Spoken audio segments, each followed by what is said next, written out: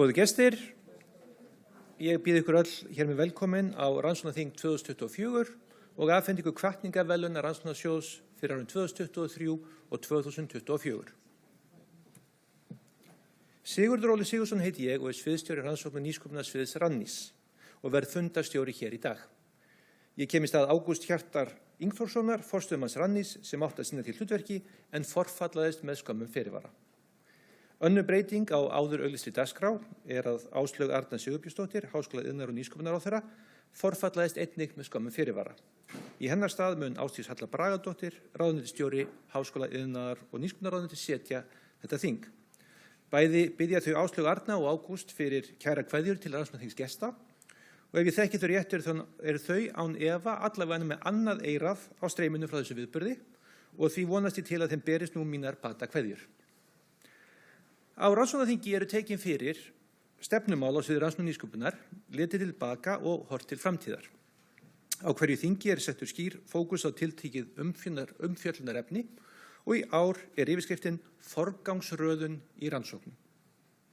Að setningu þingsins lokinni verður fyrsta innlegg í umræðuna þegar kynnt verður áhrifamat á markáætlun öndvegissetur og rannsóknarklasa.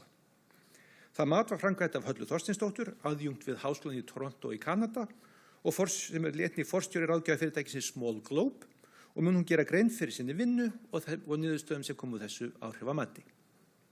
Því næst verður í pallborði rætt stöðu mála og framtíðarhorfur hvað snertir forgangsröðun í rannsóknum á Íslandi. Í lok þings verða hvatningarverðlaun Rannsóknarsjóðs veitt fyrir árið 2023 og 2024. Ingibjörg Gunnarsdóttir, forseti heilbrigðisvísindasviðs Háskóla Íslands og formaður dómnefndar, gerir fyrst grein fyrir störfum nefndarinnar. Sigríður Valgeirsdóttir, skrifstofustjóri skrifstofu stefnumörkunar og alþjóða samskipta í Háskóla iðnaðar- og nýsköpunarráðuneytinu mun svo veita hvatningarverðlaun Rannsóknarsjóðs í stað ráðherra. En nú býð ég velkomna í pontu Ásdísi Höllu Bragadóttur, ráðuneytisstjóra Háskóla iðnaðar- og nýsköpunarráðuneytis til að setja Rannsóknarþing 2024. Gjörðu svo vel.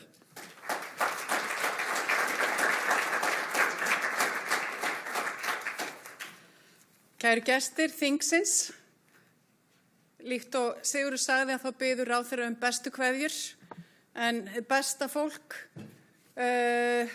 forfallast á svona tímum þegar að influensur og alls konar fer bæinn og fólk hreinlega bara kemst ekki fram úr rúmi. En ráðherra biður bestu kveðjur og mig langar að segja að mér finnst gaman að vera með ykkur hér í dag. Mér finnst gaman að hitta ykkur, þennan frábæra hóp sem hér er. Ég gæti verið rosalega stuttorð vegna þess að ég í raun og veru bara með ein skilaboð hér í dag. En áður en að ég kem að þeim að þá langar mig að segja ykkur frá því að starfið í ráðuneytinu þessa klukkutíman og þessa dagana einkennist af því að við erum með splungu nýja fjármálaáætlun. Þessi fjármálaáætlun hefur verið lengi í undirbúningi eins og þið þekkið eflaust, þá tekur langan tíma að setja saman svona fjármálaáætlun sem að horfa 5 ár fram í tíman. Þetta er risastórt stefnumarkandi plagg og það þannig að við höfum í þessu nýja ráðuneyti Háskóla vísinda, iðnaðar og nýsköpunar lagt mikla áherslu á að koma okkar áherslum inn í þessa fjármálaáætlun og okkur hefur tekist það ágætlega fram að þessu. Árangurinn sem við náðum núna á þessum erfiðu tímum í ríkisfjármálum að þá náðum við varnarsigri. Við náðum þeim varnarsigri að það ekki niðurskurður á okkar málefnasviðum. Þvert á móti, það pínlítil aukning, nokkur 100 milljónir til háskólastigsins og við fögnum því mjög. En við fögnum ekki öllu sem í fjármálaáætlun og ég kem betur að því síðar.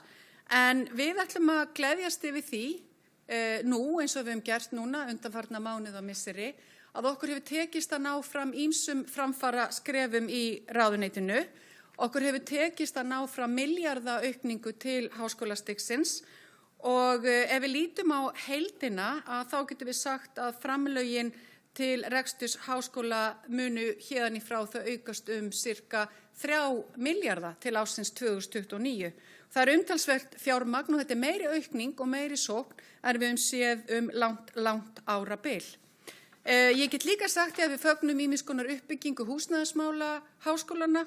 hvað sem á Akureyri, ég sé hérna þau beint fyrir fram að mig frá Akureyri, Háskóli Íslands, heilbrigðisvísindasvið þar, Landbúnaðarháskólinn og víða annars staðar. Það spennandi uppbygging framundan.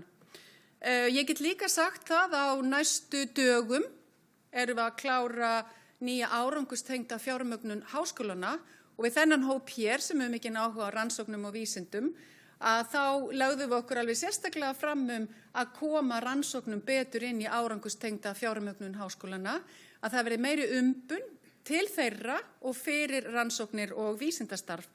Og við fögnum því að við sjáum það að deililíkun háskólana að byrja að taka breytingum til þess að ýta undir það að árangurstengt fjármögnun háskólana nýtist sem best í þágu rannsókna og vísinda. Á undanförnum árum að þá erum við búin að setja hátt í 3 milljarða til þess að bæta samstarf háskólana. Við erum að vonast til þess að þetta aukna samstarf leiði jafnvel til sameininga, hugsanlega 2 sameininga. Ef viðræður næstu daga og vikur ganga jafnvel og hefur verið síðustu daga, vikur og mánuði. Mér langar líka að nefna það hér að við höfum verið að vinna í því að einfalda sjóðaumhverfið, fækka sjóðum í þeim tilgangi að þeir sem að sæki fjármagn í sjóðina fái meira fjármagn til verkefna, frekar en að fjármagni fari í yfirbyggingu, en það allt og mörg dæmi það að yfirbygging sjóðakerfisins sé að taka of mikið til sín á kostnað verkefnanna. Það líka verið að vinna nýjum vegvísi rannsóknarinnviði, þá að styðja sérstaklega R&Þ endurgreiðslurnar hjá nýsköpunar fyrirtækjum og það risastór tala sem þar en ætlunin að verja 100 milljörðum króna næstu 5 árin til að endurgreiða nýsköpunarfyrirtækjum sem að sinna sérstaklega rannsókna og þróunarstarfi. Við getum leyft okkur að segja að stór aukinn stuðningur stjórnvalda hafi stuðlað að því að tækni- og hugverkaiðnaðurinn komin á meiri ferð hér á landi en við viljum sjá ennþá meira.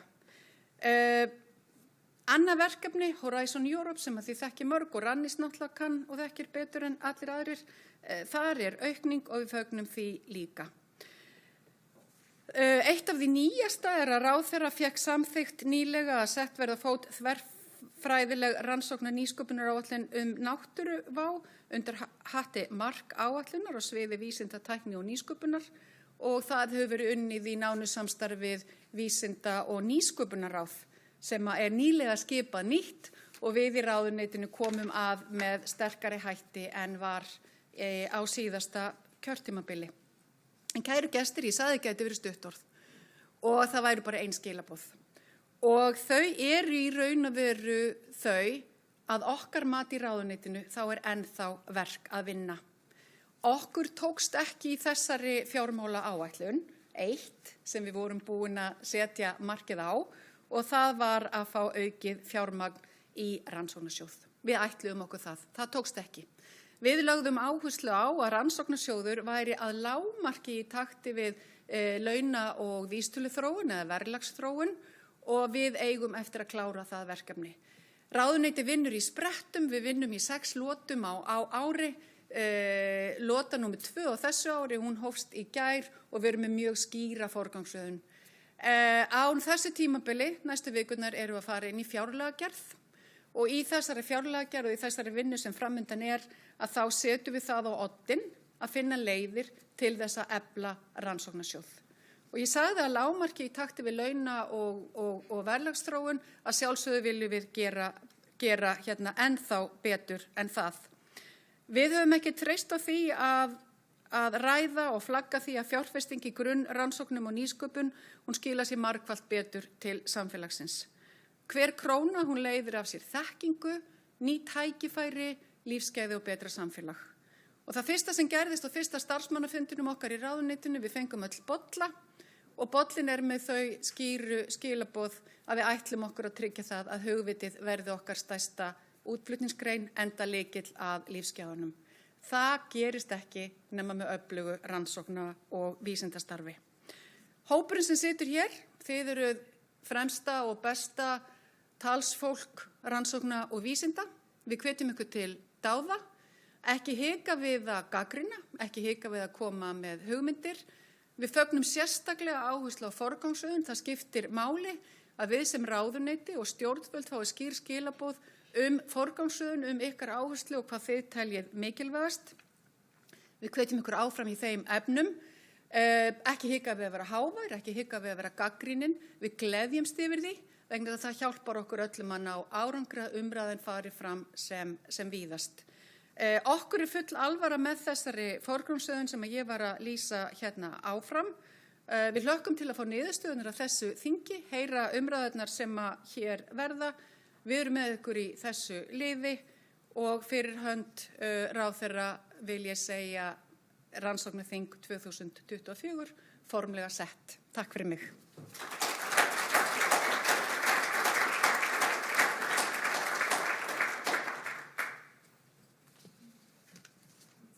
Takk fyrir þau orð, Ásdís Halla.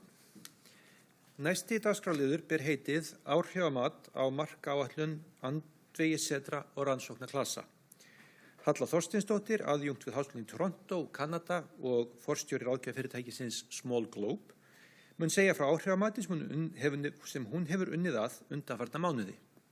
Afrakstur vinnu hennar áhrifamat skýrsla markáætlun andvegissetra og rannsóknaklasa og sú skýrsla nú fáanleg á vef Rannís. Því bið ég nú Höllu velkomna í pontu til að gera grein fyrir vinnu sinni og niðurstöðum. Gjörðu svo vel, Halla.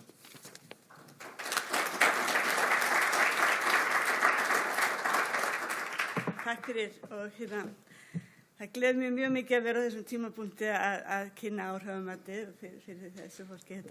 Þetta búið að vera mjög skemmtilegt verkefni. Eftir að vera búin að vinna í áratugi út allan heim, þá fannst mér eiginlega vera komið tími til að fara að beina sjónum mínum á því hvað að gerast í rannsókna og vísindamálum á Íslandi. Og að þetta var kærkomið tækifæri, talaði við fullt af mjög skemmtilegu fólki, mörg hver eru hér, og farsælu samstarfi við Rannís. Og ég hef aðeins meiri innsýn hvað að gerast í þessum málum á landinu og er ennþá að læra. Þannig ég ætla að tala þetta, ég ætla að vera með stuttan inngang, síðan ætla ég að ræða aðeins tilgangin og markmið áhrifamatsins, fara mjög gróflega yfir helstu niðurstöður. Við benda á skýrsluna til þess að fá betri mynd, en ég ætla að tala eflingu rannsókna, ég ætla að tala áhrif innanlands, bæði sambandi tengsl, uppbyggingu, efnahagslegan ávinning og þjóðfélagslega umræðu. Síðan ætla ég að tala alþjóðlega áhrif setrana og sjálfbærni og svo ætla ég að enda á nokkrum tillögum.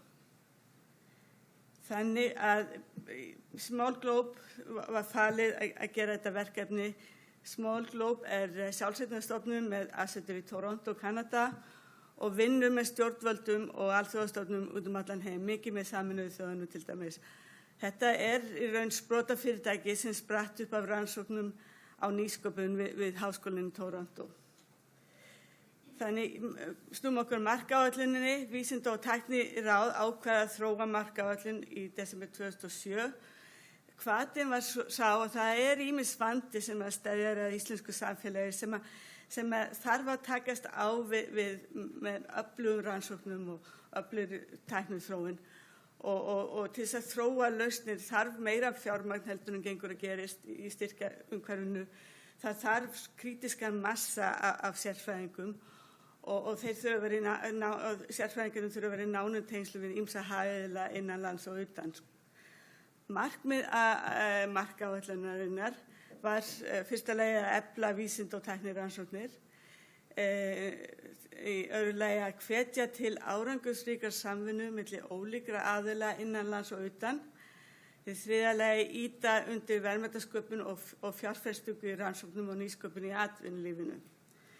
Rannís var falið að stýra framkvæmd markáætlunarinnar og eftir 2 þrepa umsóknarferli þá voru 3 andvegissetur valin og styrkt til 7 ára.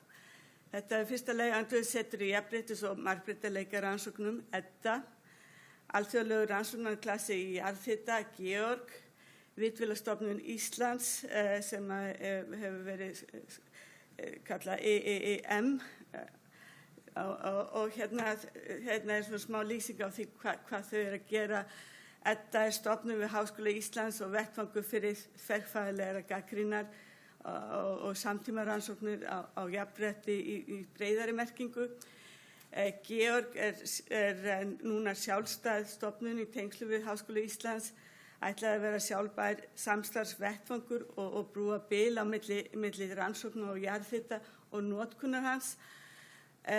Og síðan Vitvélastofnunin sjálfstæð stofnun í tengslu við Háskólann Reykjavík, ætlaði að byggja brýr á milli akademískra rannsókna á gervigreind, vélrænu námi, hermun og nýtingu þessara tækni í fyrirtækjum og stofnunum.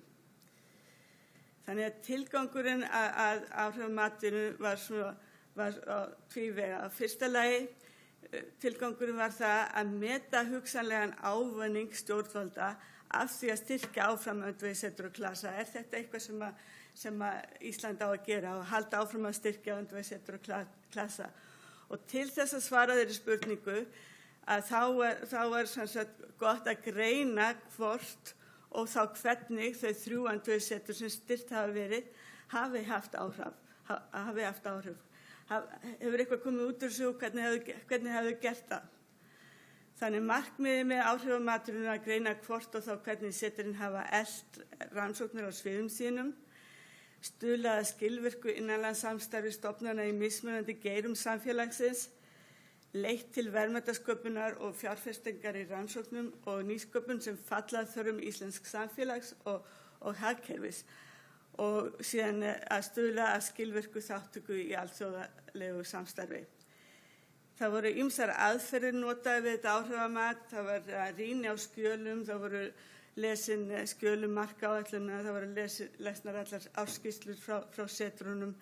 Síðan voru viðtöl, það var talað við fulltrúa setrana, það var talað við ýmsa aðra hagaaðila á Íslandi og það var líka talað við alþjóðlega sérfræðinga sem hafa verið í samstarfi setrin og þekkja til starfsemi þeirra. Svo alls var talað við 35 manns fyrir þessa áhrifagreiningu. Það voru síðan gerðar meginlega greiningar, það var bókfræðileg greining á útgáfusetrana, það var greining á fjölmiðla umfjöllun setrin og síðan var greining á helstu fjármögnunarleiðum setrana, hvaða leiðir hafa farið í fjármögnun. Og síðan var þetta allt unnið frekar og skýrslan skrifuð og núna þessi kynning. Þannig helstu niðurstöður, við skoðum þær. Og hér mynd birtingar setrana frá 2009 til 2022. Bláa Edda, appelsingula Georg og svona vínrauða Vitvélastofnunin. Það sést að öll 3 setrin hafa elt rannsóknir. Edda hefur byrt mest af setrunum og raun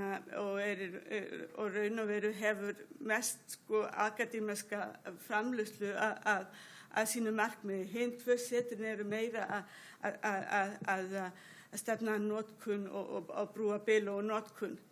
En bæði Edda og Georg, það frekar hröð uppbygging á fyrstu árum sem setrin voru starfandi og síðan sjáum við í síðustu 2 árin sem við athugum 1921 og 22 að það svolítið minnkun þar. Og það í raun og veru tengist því að þessi 2 setur þau gáfu styrki til nýrra rannsakenda og sem fóru á stað að rannsaka og það var stór hópur sem þau gátu styrkt sem tengist á starfsemi setrana.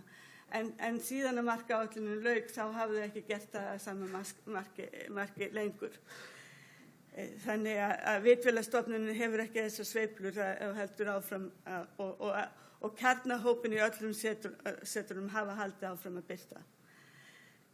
Ef við skoðum innanlandssamstarf þá hafa öll setrin lagt áherslu á innanlandssamstarf en að ólíkan hátt. Georg hefur gegnt sérstaklega mikilvægu hlutverki að halda utan þátttöku Íslands í stórum verkefnum styrkt af Evrópusambandinu og með því að vera óháður aðili þá hefur Georg boðið upp á vettfang fyrir íslensk jarðhitafyrirtæki svo þau getur unnið saman sem þau gætu ekki annars. Og þau hafa tengt þau við í samstarfi við háskóla og rannsóknarstofnanir. Einn fulltrúi fyrirtæki sagði Georg límið sem heldur geiranum saman. Síðan Vitvælastofnunin hefur lagt áherslu að gera fyrirtækjum og stofnunum á Íslandi kleift að nýta sér gervigreind og aðra hátækni. Og stofnunin vinnur með margvíslegum geirum þjóðfélagsins af því að gervigreind svona enabling technology, sem maður segir á ensku, sem tækni sem getur verið notuð í öllum geirum þjóðfélagsins, efnahagsins. Og þannig Vitvælastofnunin verður aldrei lím í einhverjum ákveðnum geira en að því sama marki. Edda hefur unnið náið með stjórnvöldum við hvetja til þjóðfélagslega þróunar, sérstaklega eftir efnahagshrunið 2008 og það með einn meðlimur Eddu sagði til dæmis styrkinn sem kom til að stofna Eddu. Þetta kom algjörlega á réttum tíma fyrir okkur og hvatti okkur til að rannsaka hrunið. Þetta var mjög mikilvægt moment. Þannig að tímasetningin var mjög góð með Eddu. Þannig að bæði Edda og Georg lögðu mikla áherslu að byggja upp fræðasviðin sín, svo að byggja að gefa, eins og ég nefndi áðan, að útluta styrkjum til nýrra rannsakenda sem leiddu til mikillar nýliðunar. Vitvælastofnunin hefur hins vegar stuðlað að tækniuppbyggingu hjá fyrirtækjum og stofnunum með því að veita ráðgjöf notkun gervigreindar, svo á einhvern hátt uppbygging mjög mikilvæg þáttur hjá öllum setrunum. Eitt fulltrúi Georg sagði maður svo stoltur af því að sjá að þetta fólk sem við studdum til náms í raun og veru fólki sem að reka geirann í dag. Þannig að með því að hafa þessa styrki þá gátu verið kynslóðaskipti í jarðhitageiranum að miklu marki. Bæði Georg og Vitvælastofnunin hafa efnahagslegan ávinning að markmiði. Georg hefur lagt áherslu á rannsóknir og þróun djúpborana á jarðhitasvæðum til að auka möguleika á nýtingu jarðvarma og hefur líka verið mjög öflugt í að fá rannsóknarfé frá Evrópu. Vitvælastofnunin, hún hefur stefnuna betri nýtingu og gervigreind og annarri tækni í fyrirtækjum og hefur unnið með allavega 50 aðilum á Íslandi, eflaust meira núna. Og það var mikið talað í viðtölum hversu mikilvægt þetta væri fyrir Íslendinga að vera þátttakendur í gervigreindargeiranum og eins og einn fulltrúi fyrirtæki sagði það er mikilvægt fyrir Íslendinga að vera gerendur en ekki bara neytendur. Það er mikilvægt að við fáum hluta af gervigreindarkökunni.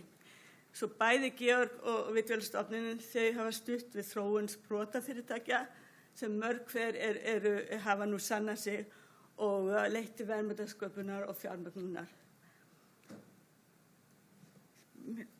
Bæði Edda og Vitvælastofnunin héldu utan hvað var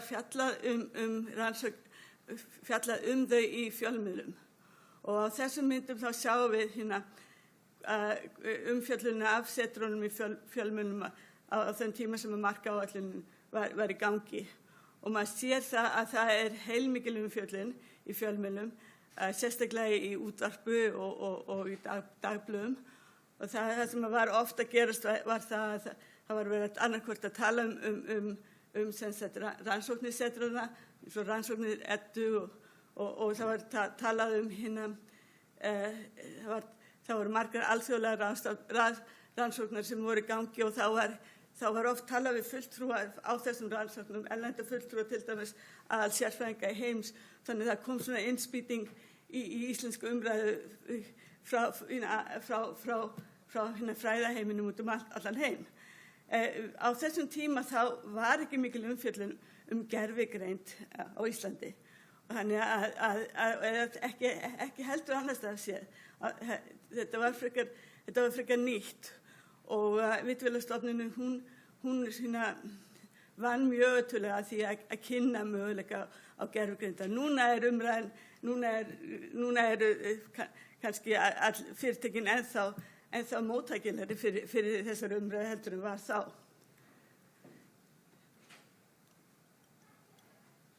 Öll setrin hafa verið mjög virk í alþjóðlegu samstarfi og það dæmi rannsóknarsvið sem að setrin hafa leitt til á alþjóðavettvangi til dæmis greiningar á velferðarríkinu og MeToo-hreyfingunni hjá Eddu. Þetta var til dæmis birtu fyrstu fræðabók MeToo-hreyfinguna í heiminum. Djúpborunni fyrir jarðhita hjá Georg, svið sem að þau leiða ennþá að miklu krafti. Dæmi fræðasvið hjá Vitvélastofnuninni svona undirsvið í gervigrein kallað sjálfstýrt vélrænt nám eða sjálfstýrt vélnám sínám kannski og þetta fræðasvið sem miklar væntingar til í framtíðinni sem virðist vera þörf fyrir í gervigreindar á fræðasviðinu. Starfsemi setrana hefur líka leitt til nýrra verkefna á alþjóðavettvangi. Grow Guest sem á vegum UNESCO undir stjórn Eddu í raun og veru, stjórn formanns Eddu og tengsl við Eddu. Geothermica Initiative net aðalega sem vinnur í jarðhita í 16 löndum og Georg með verkefnisskristofu fyrir það initiative. Alþjóðlegur samstarf Vitvélastofnana í rannsóknum til dæmis við Cisco, stórfyrirtæki í Bandaríkjunum. Setrunum var ætlað að vera sjálfbær, þannig að þegar markaáætlunarstyrkunum lauk 2016 þá var þeim ætlað að finna sér eigin teku og sem þau hafa og gert. Við báðum að láta okkur vita hvaðan fjármögnunar hefur verið, hvort þau hefur fengið frá Evrópustyrkjum eða annar stað frá og frá því 2017 til 2023.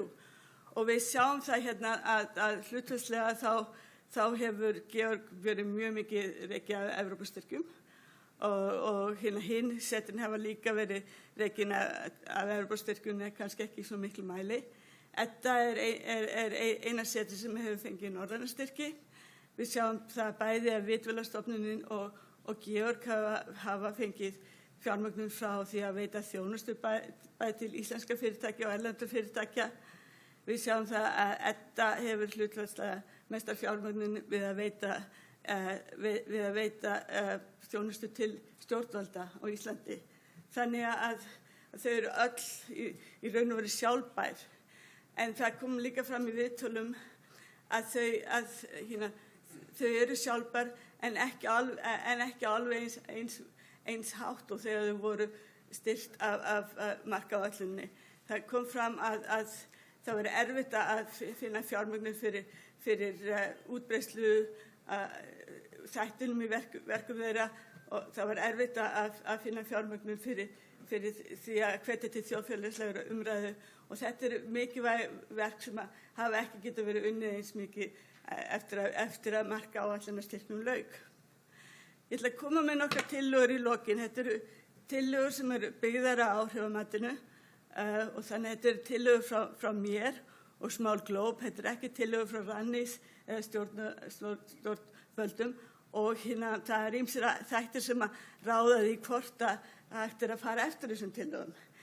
En fyrsta tillaga mín að með hliðsjón af því að þetta hefur verið svo jákvæð reynsla af öndvegissetrunum, það held ég sé góð hugmynd fyrir stjórnvöld að halda áfram að styrkja öndvegissetur og þróa nýja markaáætlun. Þetta gott tól til að koma með lausnir við vandamál sem í íslensku þjóðfélagi.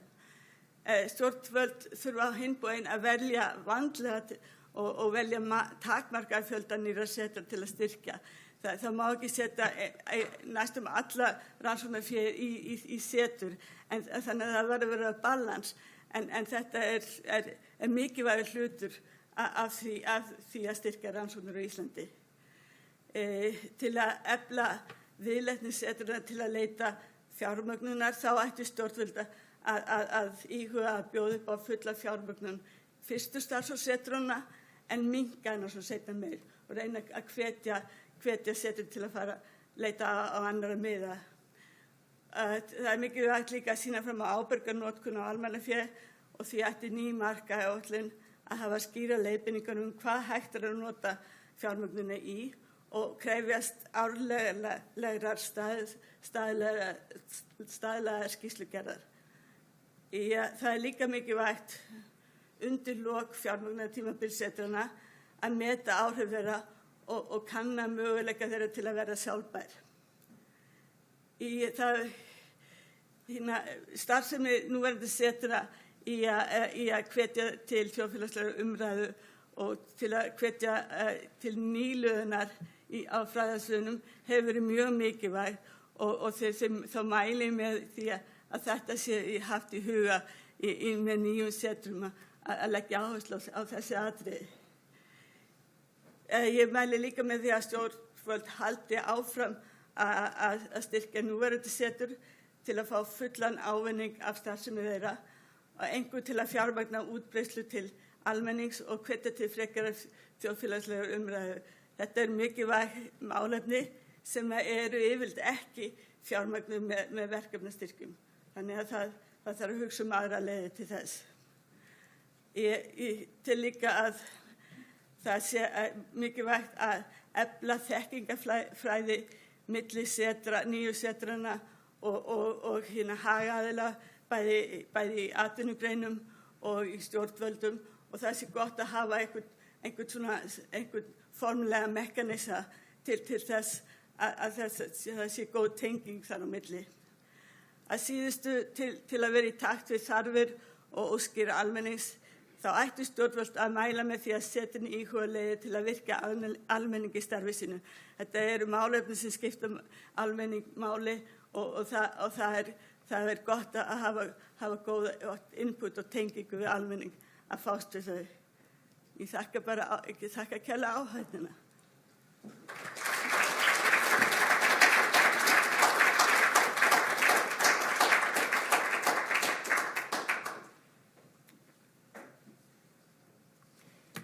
Takk kærlega Halla, við þökkum þér kærlega fyrir erindið og fyrir að framkvæma þetta áhrifamat. Eins og framkom í máli hennar þá styrkti markáætlun öndvegissetur og rannsóknarklassa verkefni til langs tíma á íslenska mælikvarða og þarna voru háar fjárhæðir settar í verkefnin. Því eru erindi Höllu og hennar niðurstöður gott veganist inn í umræður sem nú munu fara fram í pallborði sem ber yfirskriftina forgangsröðun í rannsóknum. Og ég bið meðlimi pallborðsins að stíga hingað upp þegar ég nefni þeirra nöfn og kynni þau. Og ég bið þá fyrsta velkomni í þetta pallborð Sigríði Valgeirsdóttur, skrifstofustjóra stefnumörkunar og alþjóðasamskipta í Háskóla, Vísinda, iðnaðar og nýsköpunarráðuneytinu, en hún kemur í stað ráðherra sem forfallaðist eins og áður hefur komið fram.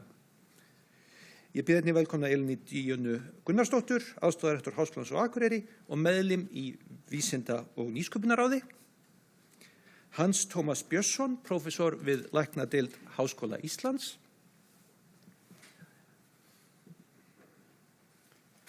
Hjalta Pálsson, rekstrarstjóri hjá jarðhitaklassanum Georg. Hjalta Pál Ingólfsson, takk fyrir það, þarna verið eitthvað hikstað hjá okkur. Irmu Jóhönnu Erlingsdóttur, prófessor við mál- og menningadeild Háskóla Íslands og forstöðukonu Gest Rikk. Og síðast en ekki síst Kristinn Þórisson, prófessor við tölvunarfræðideild Háskólans í Reykjavík. Og það er gaman að segja frá því að eins og Halla var að segja þá var það ákveðin framtíðarmúsík að heyra gervigreind árið 2009 og Kristinn var einmitt í hljómsveit á 9. áratug seinustu aldar ef maður rétt sem hét Sonus Future sem er tónn framtíðarinnar. Þannig að framtíðarmúsík hefur því verið hugleikinn ávallt greinilega. Sett hann tón hér með. Jæja, en þá ætlum við að fara út í fyrstu spurninguna og ég kalla á meðlimi pallborðsins að svara spurningunum eitt í einu. En nú höfum við heyrt frá Höllu og síðan niðurstöður hennar og ábendingar vegna markáætlunar öndvegissetur og rannsóknarklassa. Í ljósi þeirra reynslu væri skynsamlegt að endurtaka slíka markáætlun og velja þá mögulega 2-3 ný fagsvið. Og ef við færum í þá vegferð, hvað ætlum við mögulega að gera öðruvísi og hvað ekki? Og ég bið Sigríði að svara fyrst. Já, takk fyrir. Hvað ætlum við að gera öðruvísi og hvernig myndum við gera þetta ef við heldum áfram? Ég vil byrja á því að þakka Höllu kærlega fyrir þessa góðu greiningu og kynninguna og í rauninni bara óska ykkur forsvarsmönnum þessara setra til hamingju. Þetta var mjög jákvæða niðurstöður sem koma út úr þessari greiningu og hvetjandi, og það hvetur til, eins og þú kemst að orði, að gera meira af svona fyrir stjórnvöld, og það eitthvað sem við viljum skoða mjög náið með Vísinda- og nýsköpunarráði, í hvernig við getum nýtt hluta fjármagn sem að fer í rannsóknir og nýsköpun í áætlanir sem þessar. Hvort sem að það var í formi öndvegissetra, stórra öndvegisstyrkja, sérstaklega markaáætlunar eða þess háttar. Það er reyndar núna ný markaáætlun sem að var á síðasta fundi Vísinda- og nýsköpunarráðs samþykkt, og hún fjallar markaáætlun gegn náttúruvá og verður útfærð nánar síðar. Þannig að þetta er dæmi það að það eru, eins og Halla kom inn á, þetta með krítiska massan. Það stundum sem þarf að grípa inn með sértækar aðgerðir til lengri tíma. Á sama tíma held ég að við þurfum að hugsa, og eins og þú kemur inn á líka, Halla, að svona áætlanir, það þurfa að bjóða upp á ákveðin sveigjanleika. Það eru samfélagi það eru hraðabreytingar í okkur samfélagi, þannig að við megum ekki að negla þetta of mikið fyrir það tímabil sem að umræðir. Við verðum að stefna að sjálfbærni þessara setra eða verkefna sem eru styrt, og vera óbúslega dugleg í að greina hvernig gengur á hverju sinni. Þannig, og eins og allt þetta kom einmitt fram í hennar punktum. Takk fyrir þetta, kærlega Sigríður. Elín Díana. Já, takk fyrir. Og takk Halla, þetta er alveg afskaplega áhugavert, og ég hlakka til að lesa skýrsluna, og það er svolítið erfitt að koma og vera annað en segja já, þetta er bara rosalega góð hugmynd, sko, þegar kemur þessi svona greining með það sem maður sér þessi áhrif. En það sem þetta afskaplega mikilvægt í samfélagi eins og okkar, sem ekki stærra en þetta, þessi vangaveltur hvernig við verjum því takmarkaða. Það væri óskandi ef það væri ennþá meira, en við heyrðum nú hvað Ásdís Halla sagði áðan, en takmarkaða fjármagni sem við höfum. Og þegar við veljum hvað fer hvernig við veljum þetta, og setjum svona mikið fjármagn í eitthvað ákveðið, þá erum við ekki að nýta þau í annað á meðan. Og það auðvitað ákveðin hætta í svona samfélagi að það verði til mikil göt. Þess vegna svo skemmtilegt að sjá það sem félagar mínir í pallbónum eru örugglega að tala að einhver leita eftir, en sjá þessi víðtæku og þessi, myndi ég ímynda mér að mörgu leiti, þverfaglegu, þverfræðilegu áhrif sem þessi setur að hafa. Og það kannski lykillinn að því sem við þurfum að passa upp á, að við séum örugglega þegar við veljum hvar við ætlum að einbeita okkur, að við séum að passa upp á þennan fjölbreytileika. Þannig að við séum raunverulega að nýta fjölbreytnina í íslenska vísindasamfélaginu. En ég hlakka til að heyra hvað þau segja, en eftir að ég fór nú í undirbúningi fyrir þetta og skoðaði kynningar þegar ég held að verið frá, það nokkur ár síðan. Rannsóknarþing 2018. Já, 2018. Og þannig að það má byrja að sjá áhrifin af þessu, og vissulega bara að fylgjast með í samfélaginu, að ég held að það sé ekki spurning að við ættum að reyna að gera eitthvað í þessa veru áfram.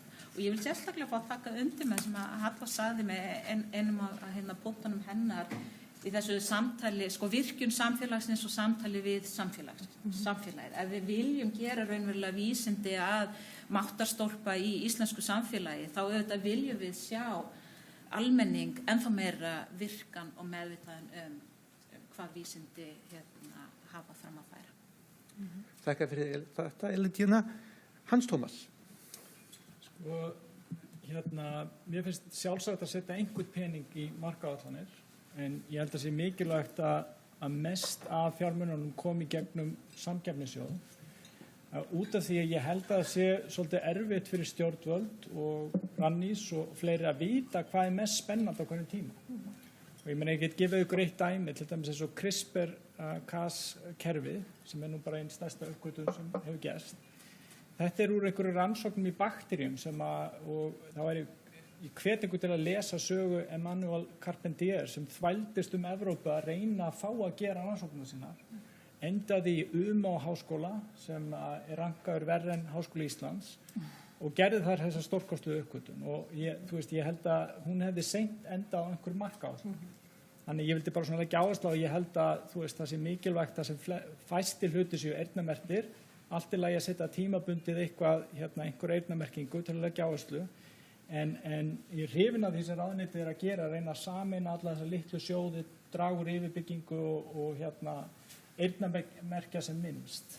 Þannig að hitt sem ég ætlaði bara að nefna að þetta samt, það ákveðið óréttlæti í kerfinu út af því að rannsóknir eru misdýrar og ég eyði til dæmis 10 milljónum á ári í músakostnað og óbóðslega dýra rannsóknir en slíka rannsóknir eru oft grunnurinn af mikilli verðmætasköpun í þjóðfélaginu. Oculus til dæmis fer í gegnum dýra rannsóknir og kemur sínu efni á markað. Þannig að þetta ákveðið óréttlæti í kerfinu þegar við gefum alltaf jafnstóra styrkja fyrir öll fög, óháð kostnaður. Takk fyrir Hans Tómas. Ein spurning til tæknifólks. Er hljóðið að koma vel fram í streyminu? Flott takk fyrir. Ég vil bara vera vissum að verðum að grípa alla því við þurfum að deila mikrofónum.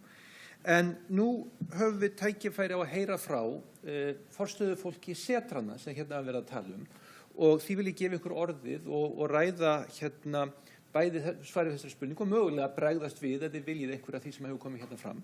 Þannig að Hjalti Páll Ingólfsson, gjörðu svo vel. Takk fyrir. Já, ég held að svarið við spurninginu hvort að eiga að leggja svona fé í afmarkaða hluti í markaáætlunarrauninni eða svoleiðis er klárlega já. Auðvitað er mjög mikil spurning hvað markaáætlun þýðir og hún getur verið miklu víðari en að taka eitthvað ákveðið fram. Þannig ef við myndum setja markaáætlun í heilbrigðisvísindi yfirleitt að þá getur vel verið að kæmi upp svona sniðugur hlutir eins og þú varst að tala áðan.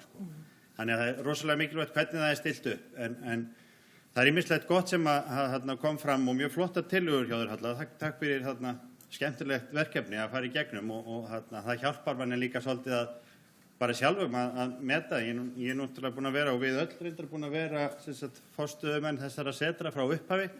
Þannig að við verðum auðvitað pínu samdöina svona, bara tími líður og svo kemur Halla og spyr hvað hefur nú gert, hvað ávinning hefur náð og það bara, ég hlýt nú að hafa gert eitthvað og maður fer að skoða og sér maður að það er búið að vera ótrúlega mikill ávinningur, bæði hvað varðar uppbygging á geiranum og eitt af þessu þarna að sjá hvað verið stoltur að sjá fólki sem hafa stytti til náms á sínu tíma, komið bara í rauninni í millistéttu og yfir stöður í geiranum og eru raunin að reka hann í dag og það er náttúrulega eitt af því sem er kannski flottast í þessu en líka bara þessar rannsóknir, þessar efling yfirleitt og verkefni og talandum peninga, jú, það er alveg rétt, ef við tökum peninga sérstaklega frá í svona markaáætlun, þá er hann ekki notaður í annað, en góðu fréttirnar eru þær að við náðum í 10 sinnum meira fé til landsins heldur en við fengum frá úr markaáætlunni. Sem þýðir það að skatttekjurnar sem við fengum því að þetta er náttúrulega mest allt saman vinnulaun og það er nú svona nálægt 50% skattur á Íslandi. Þannig að allar þær skatttekjur sem fóru inn, við getum bara sett þær í næstu markaáætlun ef við bara hugsaum það þannig. Þannig að þetta er alltaf spurning hvernig maður lítur á hlutina og það að velja markaáætlunir í einhverju sem að Íslendingar hafa hlutfallslega yfirburði sem vissulega var jarðhiti, ég að segja var af því að við erum búin að vera í dálítið ströggli með orkumál síðustu ár, það er svona pólitísk umræða sem ég ætla ekki að fara út í, en við höfum sýnt fram á að við erum með hlutfallslega yfirburði jarðhita og þess vegna höfum okkur tekist að ná í þessa styrki og ef við horfum á svoleiðis hluti þar sem við erum hlutfallslega vel sett og leggjum sérstaka áherslu á það, þá getum við náð svona meiri árangri heldur en annars. Takk hérlega fyrir þetta Hjalti. Irma, gjör svo vel. Já, takk. Ég vil líka þakka Höllu fyrir að banka upp á hjá okkur 7 árum eftir að styrk tímabilinu lauk. Við áttum satt að segja ekki vona á því en þetta var mjög lærdómsríkt ferli og nú hafði verið gerð áfangaskýrsla á sínum tíma og síðan gerðu við grein fyrir árangrunum á þessu þingi Rannís árið 2012 en í raun og veru hafði ekki verið gerð úttekt á starfseminni árangrunum í framhaldinu þannig að þetta hjálpar auðvitað til þess að átta sig á því hvar við gerðum vel og sjá einmitt árangurinn af styrkveitingum sem að við veittum til einstakra verkefna og sjá hvernig þau mörg hver hafa undið upp á sig. Og þannig að ég vil líka benda á það að í raun og veru þá voru þessi 3 verkefni valin gegnum samkeppni. Þannig að það bárust 100 umsóknir og þessi 3 verkefni voru síðan valin á samkeppnisgrundvelli og eitt af hlutverkum okkar var að koma auga á sem sagt, verkefni sem væri þarna úti og bregðast þá við þörfinni á okkar sviði til þess að byggja undir það og þannig að ég tel að já, að það geti verið mjög mikilvægt að veita styrki til verkefna sem þessara vegna þess að við höfum langa tíma og getum með stefnumótandi áætlunum byggt upp rannsóknaráherslur og þá sótt styrki til þess að ná í auki fjármagn og þá einmitt eins og við gerðum gjarnan að sáum við fyrir okkur að byggja upp ákveðna þekkingu til þess að sækja síðan frekar styrki og byggja upp ákveðna þekkingu á einhverjum tilteknum sviðum á okkar rannsóknarsviði og þetta tókst alveg prýðilega. Hvað við getum gert öðruvísi að ég meina þetta var alveg gríðalegt svona brautryðjandi starf sem við unnum og ef það kemur til svona styrkir í dag sem sagt að þá myndi ég gera þetta með öðrum hætti þannig að það safnaðist mjög mikið reynsla en á sama tíma þá var það ekki bara að við höfum svona aukna reynslu sem að stýrðum þessu, heldur líka bara allt rannsóknar samfélagið. Það veit í dag hvað þetta er og hvað fælst í þessu, hvað áskoranir og hvað tækifæri. Og þetta var algjörlega svona óþekkt fyrirbæri og það fólst svona, það mætti mikið á svona stjórnandi verkefnisins hvað það varðaði en þetta er mjög breytt umhverfi í dag. En ég held að ef það á að fara að veita nýja styrki til öndvegisefra, þetta er náttúrulega bara stóraukið fjármagn til rannsókna og í rannsóknarsjóðina almennt. Takk fyrir Irma. Kristín? Já, ég ætla kannski að byrja því að bara þakka Rannís fyrir halda utan þetta ferli frá upphafi til enda og sérstaklega að taka þetta svona saman í lokin og höllu. Mjög mikilvægt og svona þegar ég lít tilbaka þá fannst mér þetta bara mjög vel gert. Þetta var samkeppni og ég kannski er ekki óhlutdrægur því það var valið verkefnið okkar en við vorum alveg frá því áður en í rauninni þetta ferli byrjaði að þá vorum við byrjuð að undirbúa þessa hugmynd og vorum í samstarfi við DFKI sem er sambærileg stofnun í Þýskalandi og var stofnuð 1988. Ég held að þegar við byrjuðum á þessu þá var þetta okkar hugmynd og enginn var að gera svona en svo komst við náttúrulega að því að þetta er bara no-brainer eins og við segja þessi aðferðafræði að brúa bilið milli grunnrannsókna og hagnýtra rannsókna sérstaklega. Og af hverju gervigreind? Jú, af því að það er margföldunarstuðull og virkar allstaðar, en ekki allstaðar á sama tíma. Og þar koma sérfræðingarnir inn. Og ef við ætlum að nýta þessa tækni einhvers staðar í atvinnuveginum en við vitum ekki alveg hvar, þá snýst það þróun. Og mjög fljótlega vorum við bara á kafi í frumgerðarsmíð og djúpu samtali við atvinnuvegin. Að hafa staðbundna þekkingu á þessu sviði eins og einhver sagði í kynningunni hennar Höllu, algjört lykilatriði upp á traust, upp á aðgengi og svo framvegis. En það annað sem kannski dálítið falið því að þegar við byrjuðum á þessu þá var enginn að tala um gervigreind og ég byrjaði hvern einasta fund að útskýra hvað þetta væri og hvað það snerist. Og við erum í allt öðrum heimi núna en það reyndar ennþá eitthvað sem ég þarf að byrja á að útskýra sem það að þessi gervigreind sem við sjáum birtingarmyndina af í dag, það ekki einhver endanleg birtingarmynd og svo þessi bóla búin. Þetta bara blá byrjun á ferli sem snýst sjálfvirknivæðingu með útkomu úr rannsóknum sem snúast að því hvernig sjálfvirknivæðir hugsun. Og það sem ennþá athyglisverðara að þessir tæknirisar sem sitja á öllum gögnunum og allri reiknigetunni, þeir náttúrulega gera það sem liggur þeim næst sem að nýta það. En hverjir inni hafa aðgengi að ofurtölvu? Ég held ekki. Ísland land smágagna og þessi tækni sem þeir eru svo kallað að gefa okkur sem open source, hún nýtist ekki smáþjóðum eins og okkur. Og hvað ætlum við þá að gera? Við þurfum að hafa þekkingu til að geta varist 12 árásum, við þurfum að hvar annars staðar nýtist sjálfvirknivæðing betur en í landi þar sem eru of fáar hendur og of fáar heilar. Þannig að við skulum, ég ætla bara að loka þessu með því að segja varandi þetta, að það mjög mikilvægt að gleyma því ekki. Nýsköpun ferli og það tekur oft 10 til 20 ár. Og ef við ætlum að vera þjóð meðal þjóða þá þurfum við að skilja það að ef það einhver göt eða vantar einhverja bita í keðjuna, í þessa nýsköpunarkeðju, þá stoppar hún bara. Og við erum þegar með ágætis árangur í því að styrkja grunnrannsóknir, við erum þegar með fyrirtæki á alþjóðamarkaði og fullt af sprotafyrirtækjum, en hvað með bilið þar á milli?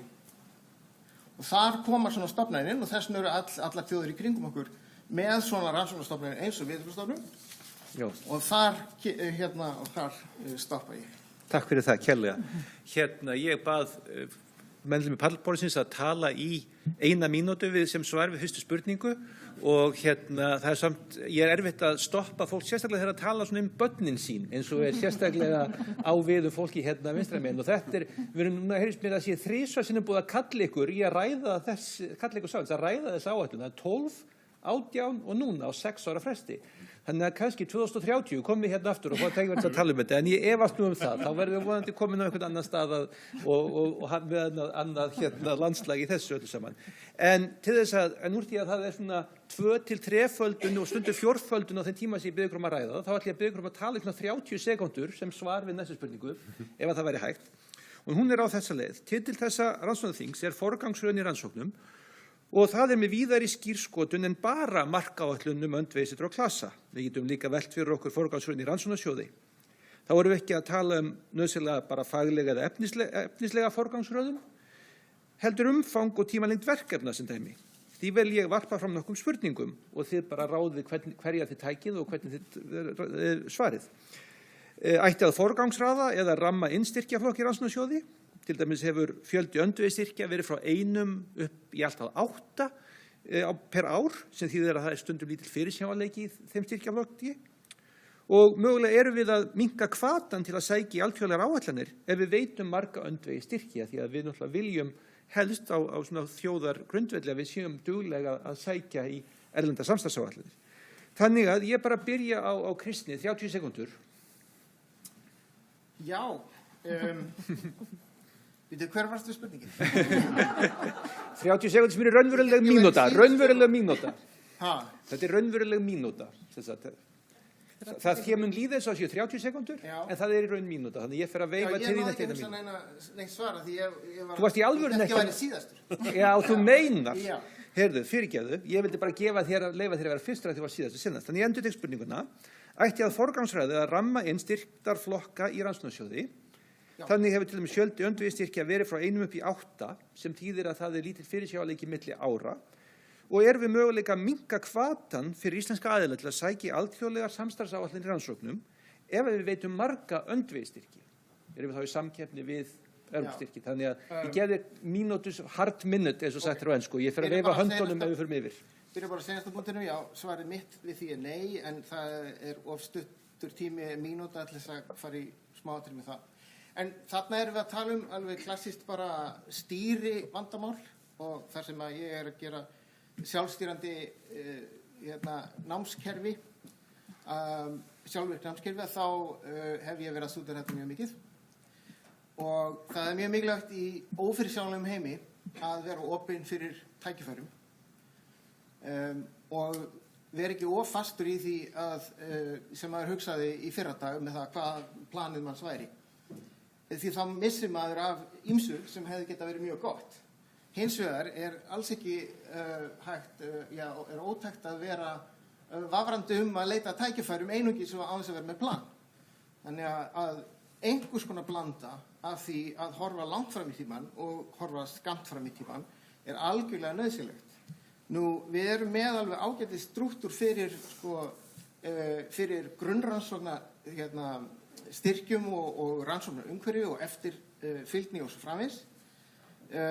Og markaðurinn náttúrulega sér þessi stuttu tímabil svona 3-4 ár fram í tímann, en við þurfum líka að hugsa millistíð sem hvað gerist þarna milli cirka 4-5 ár og í 15 árin.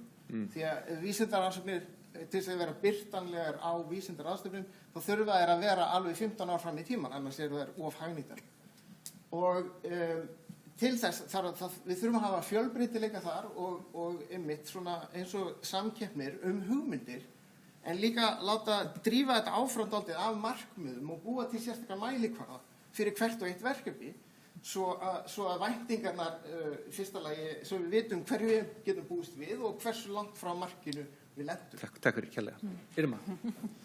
Já, ég tek undir þetta. Það verður að vera fyrirsjáanleiki og við verðum að hafa þessa blöndu, bæði verkefnastyrki og tryggja þá nýliðunina, líka stærri styrki og stóra öndvegisstyrki, þá einmitt líka til að koma til móts við þessar rannsóknir sem eru dýrari og og bara við náttúrulega missum úr landi okkar besta vísindafólk ef við erum ekki með rannsóknarstyrki fyrir grásrótina, en við þurfum sömuleiðis að tryggja það að það sé sterkt og öflugt rannsóknarsamfélag sem að tekur við þessu fólki. Já, takk.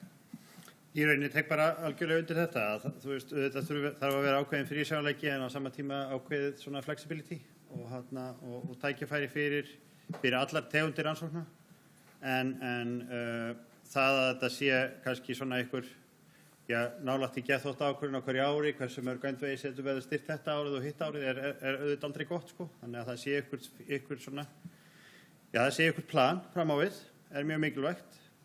En svo svona konsentreraði styrkir eins og voru veittir hérna í markaáætlun, 2009, það hefur ekki verið gert hvorki fyrir né síðar.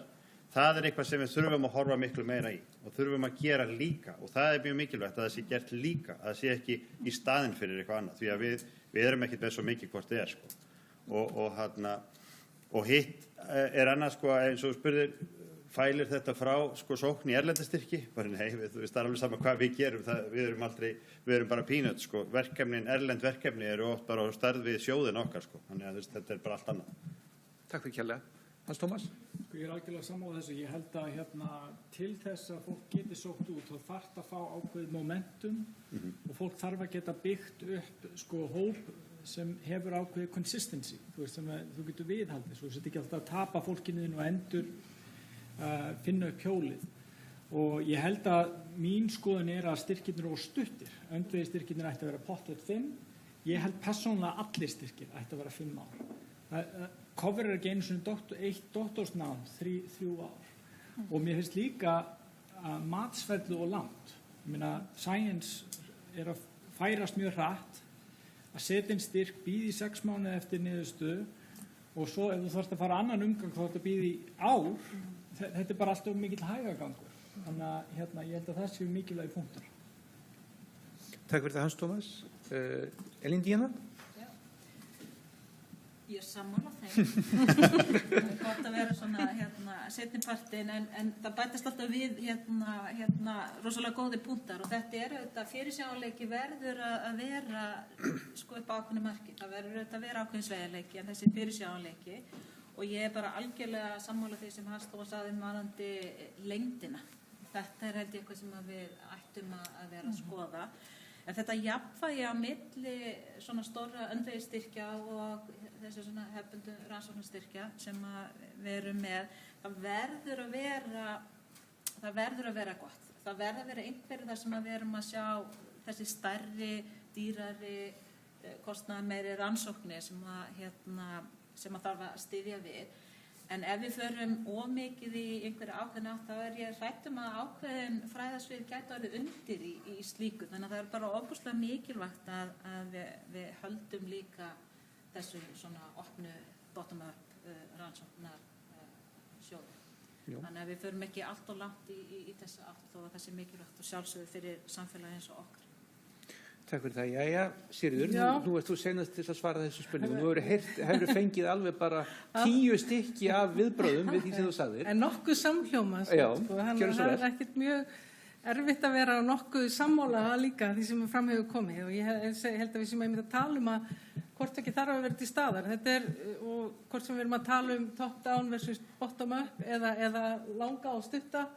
Þetta eru stóra spurningar og við erum ekkert eini í þessum vangaveltum. Þetta líka stóra spurningar út í Evrópusambandinu til dæmis og þar mikil bara það núna að standa vörðum Horizon grunnrannsóknarstyrkina svo þeir fari ekki að blandast of mikið yfir í allt önnur málefni og ég held að við þurfum að passa að það sama hér að það séu grunnrannsóknarstyrki sem eru bara grunnrannsóknarstyrki. Þeir eru ekki að reyna að teygja því í neitt annað og stundum vörðum þá að sama tíma erum við líka með áherslur hvort sem það eru langtíma áherslur eða málefna áherslur, getum gert það.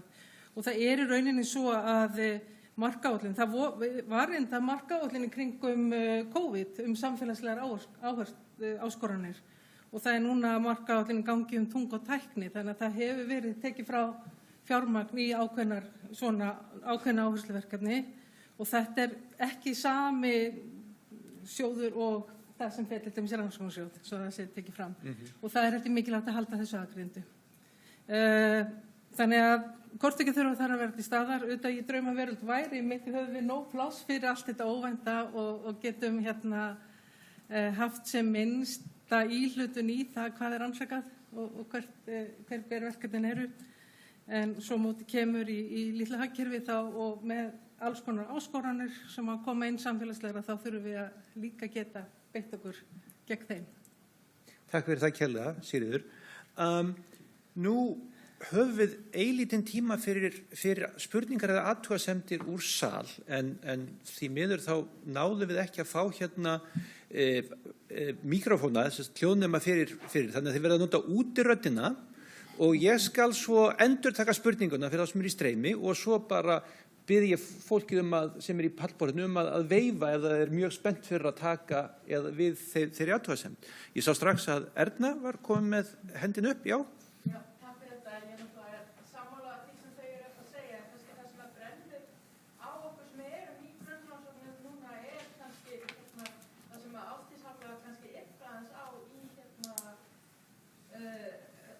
sinni tölu áðan kannski beinu spurningum minna að Sigríður við þurfum þessa bottom-up styrki og erum við að sjá fram á eflingu á rannsóknarsjóð á næstu fjárlögum. Ég held að það sé bara stór spurning sem brennur á öllum sem í grunnrannsóknum í Íslandi í dag. Já, hér spurningin til Sigríðar, erum við að mögulega fara að sjá aukningu í þessa grunnsjóði sem að styrkja bottom-up á borð eins og það rannsóknarsjóður stærstur. Og þetta náttúrulega stóra spurningin okkar ráðuneyti líka. Þannig að því miður get ég ekki frekar en Ásdís allir svara því. Þetta eitt af okkar stóru áhersluverkefnum inn í ráðuneytinu að fá auki fé inn í rannsóknarsjóði og þá vorum við bæði að tala um rannsóknarsjóði og tækniþróunarsjóð. Þetta er bara vinna sem er framöndan og við getum ekki sagt til hvernig hún endar, en þetta er sannarlega það sem var sett á oddinn í þessari fjármálaáætlunar vinnu og líka verður þar áfram. Takk fyrir Sigríður. Hans Tómas hefur beðið að koma með orð líka. Ég ætla bara að koma eina tölu. Í Ameríku er búið að meta gagnsemi grunnrannsókna. Fyrir hvern dollara sem þú setur í grunnrannsókn farið 44 tilbaka. Hafið þið efni á því að fjárfesta ekki hér? Það er góður punktur. Já, þú sagði mér nafnið þitt áðan og ég steinglemdi því. Nei, er eitthvað að fara.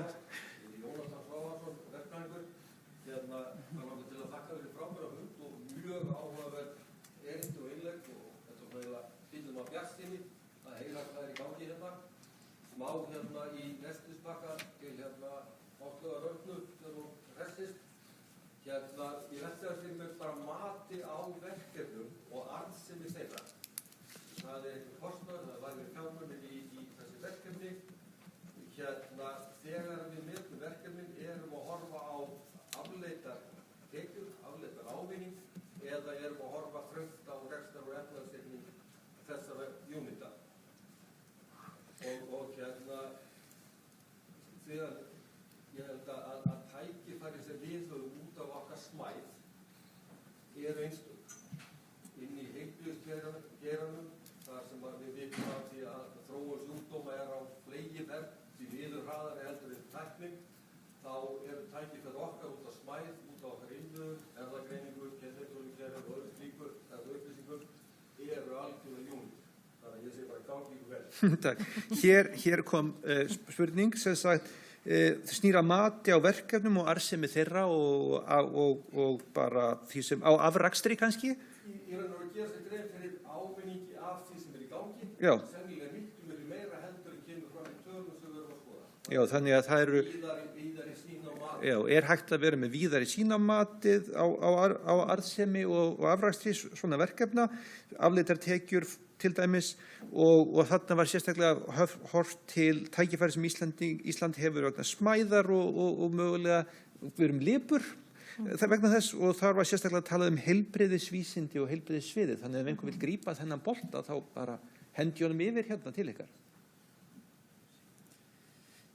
Ég skal kannski byrja því þú nefndir ráðherra. Það er kannski, ef við erum að tala um rannsóknarsjóð, það munur hvort við erum til dæmis að tala um rannsóknarsjóð eða tækniþróunarsjóð. Það eru kannski misjafnar, eða ekki sömu kríteríur notaðar í mati. En það eru stjórnir þessara sjóða sem að leggja línurnar matið á þessum, hvernig umsóknir eru metnar og í samræmi við áherslur Vísinda- og nýsköpunarráðs. Og sem eru síðan í samtali við stjórnvöld hverju sinni. Þannig að þetta er ekki, það er alveg ekki ráðuneyti sem að fer yfir og metur umsóknir. Við að bóttum er aðeins herra þessi Center of Excellence sem við erum með hérna fyrir fram á okkur, mat á ábata af þeim verkefnum.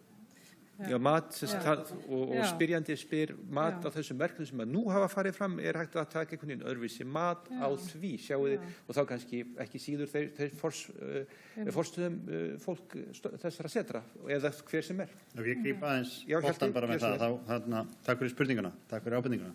Þetta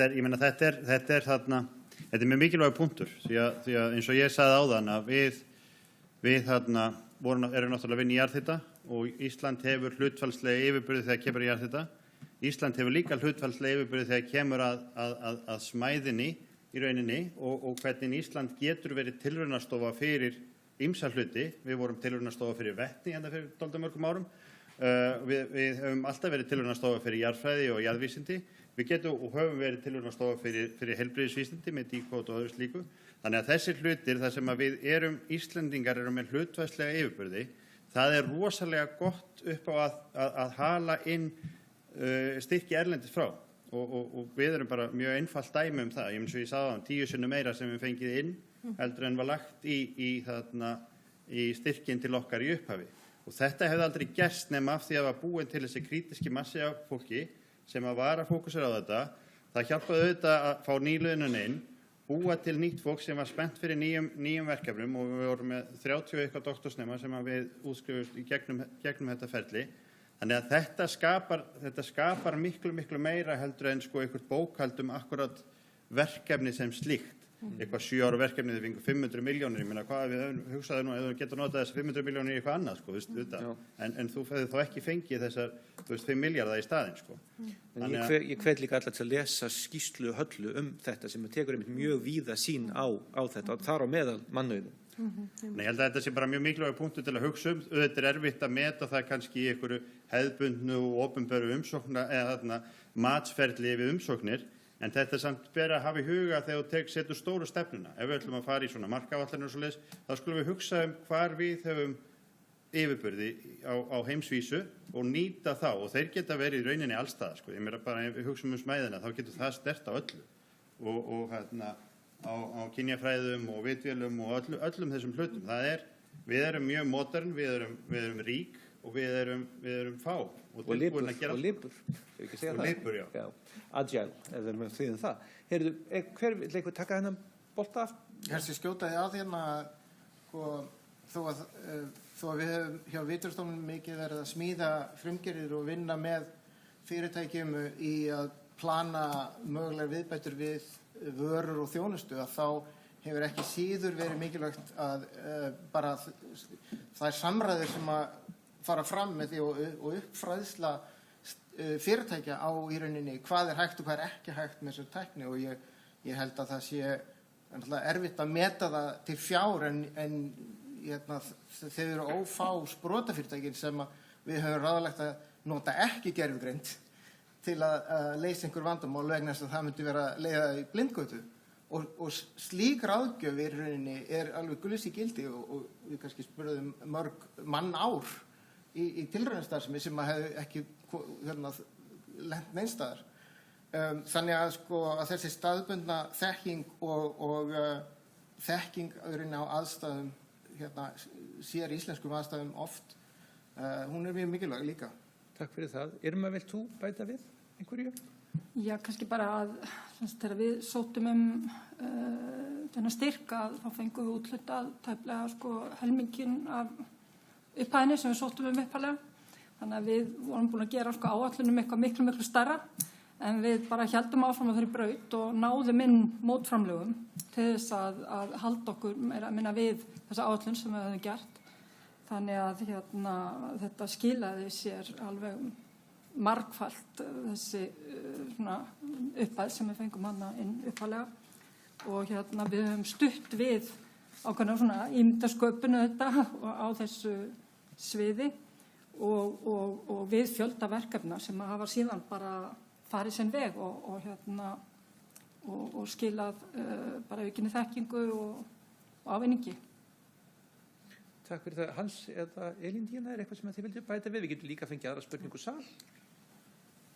Ég ætla bara að segja bara til mati líka, ég þekkja svo frá Ameríka, það símat, sko. Þegar þú skilar en styrk, þá veit NIH hvað greinar hafa komið út fyrir þér áður og svoleiðis. Og ég meina, það líka, þú færð ekki að sækja annað styrk nema alla greinar þeim séu opnar. Þannig að það væri líka hægt að gera matið, sko, símat, sko. Kannski má ég bara og það einmitt hefur Rannís unnið mjög góða vinnu, verið forsvari fyrir það að gera einmitt áhrifamat, til dæmis á Rannsóknarsjóði og núna markaáætlun og tækniþróunarsjóði og við finnum alveg, við verðum bara almennt að vera betri í því að meta hvað að koma út úr því sem við erum að gera. Við erum að duglega að safna gögnum og bæða á meðan að verkefnum stendur og líka eftir að sjá hvort við erum að réttri leið og einmitt ekki bara í krónum og aurum og þó að einmitt líka svona eins og þú nefndir með hver dollari kemur margfalt tilbaka, það er einn mælikvarðin en líka þessi gífurlegu samfélagslegu áhrif sem verkefnin hafa. Við erum mikið að reyna að vera betri í samstarfi við Rannís og fleiri aðila að safna betri gögnum og líka vera betri að miðla þeim hvernig eitthvað gengur. Takk fyrir það. Elín, viltu segja eitthvað?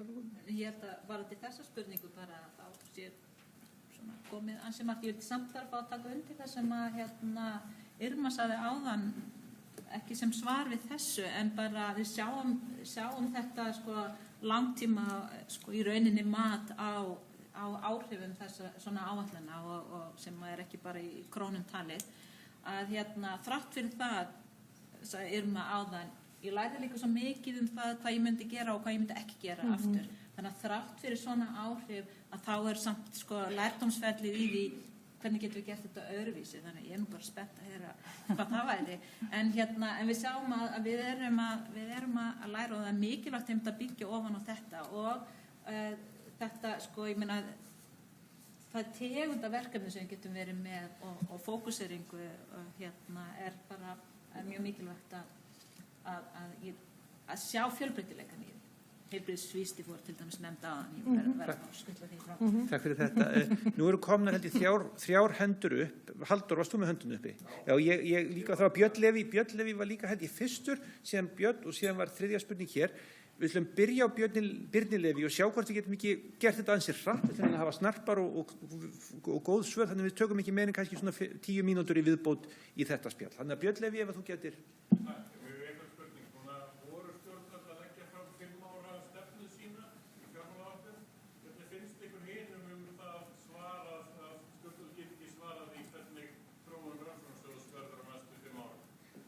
Núna spurningin, svo nú nýkomið fram 5 ára fjármálaáætlun og hvað finnst þeim sem í pallborðinu hana í ljósi þess sem sagt hefur verið hér framtíðarfjármögnun rannsóknarsjóðs sem dæmi? Hans Tómas?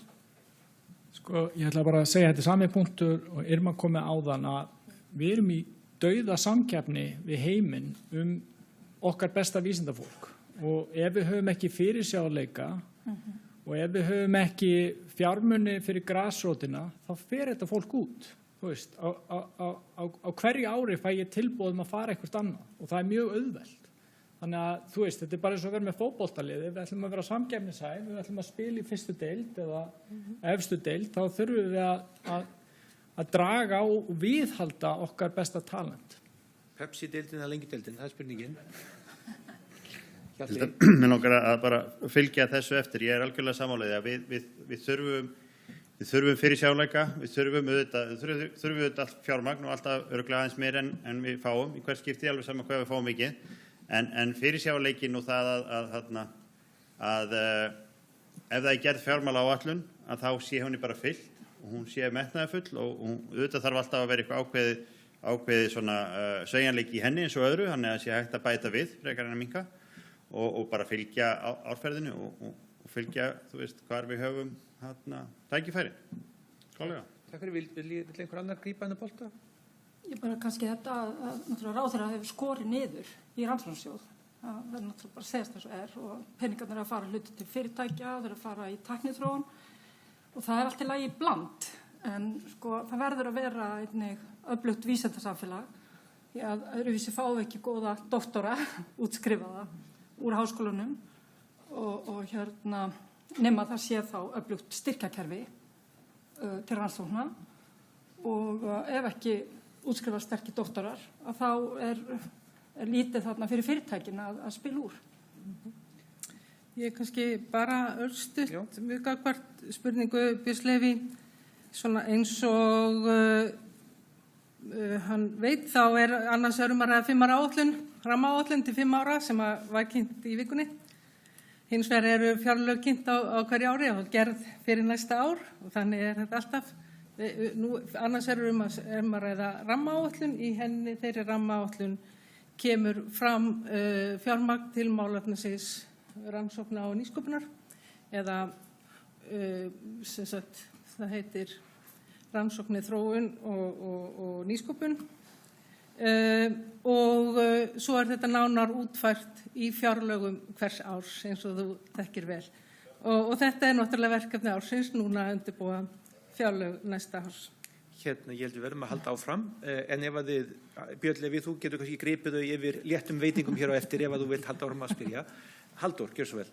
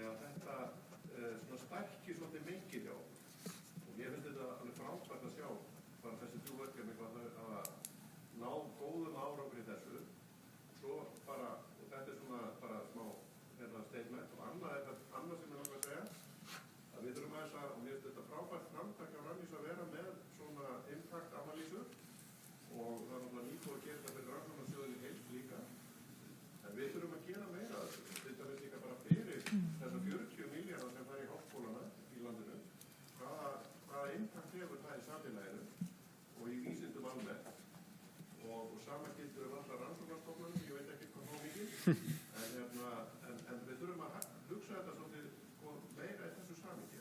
Takk fyrir. Já, takk fyrir Halldór, þarna kom athugasemd að það væri, og Halldór benti á að það væri góð athugasemd og ábending hjá Höllu að vera með fulla fjármögnun til að byrja með í svona verkefni en svo gera seinna meir eftir því sem að verkefni þroskast meiri kröfu á að verkefnin sæki í erlenda samstarfsáætlanir að því gefnu að þau fái líka stuðning til þess að sækja í það fé.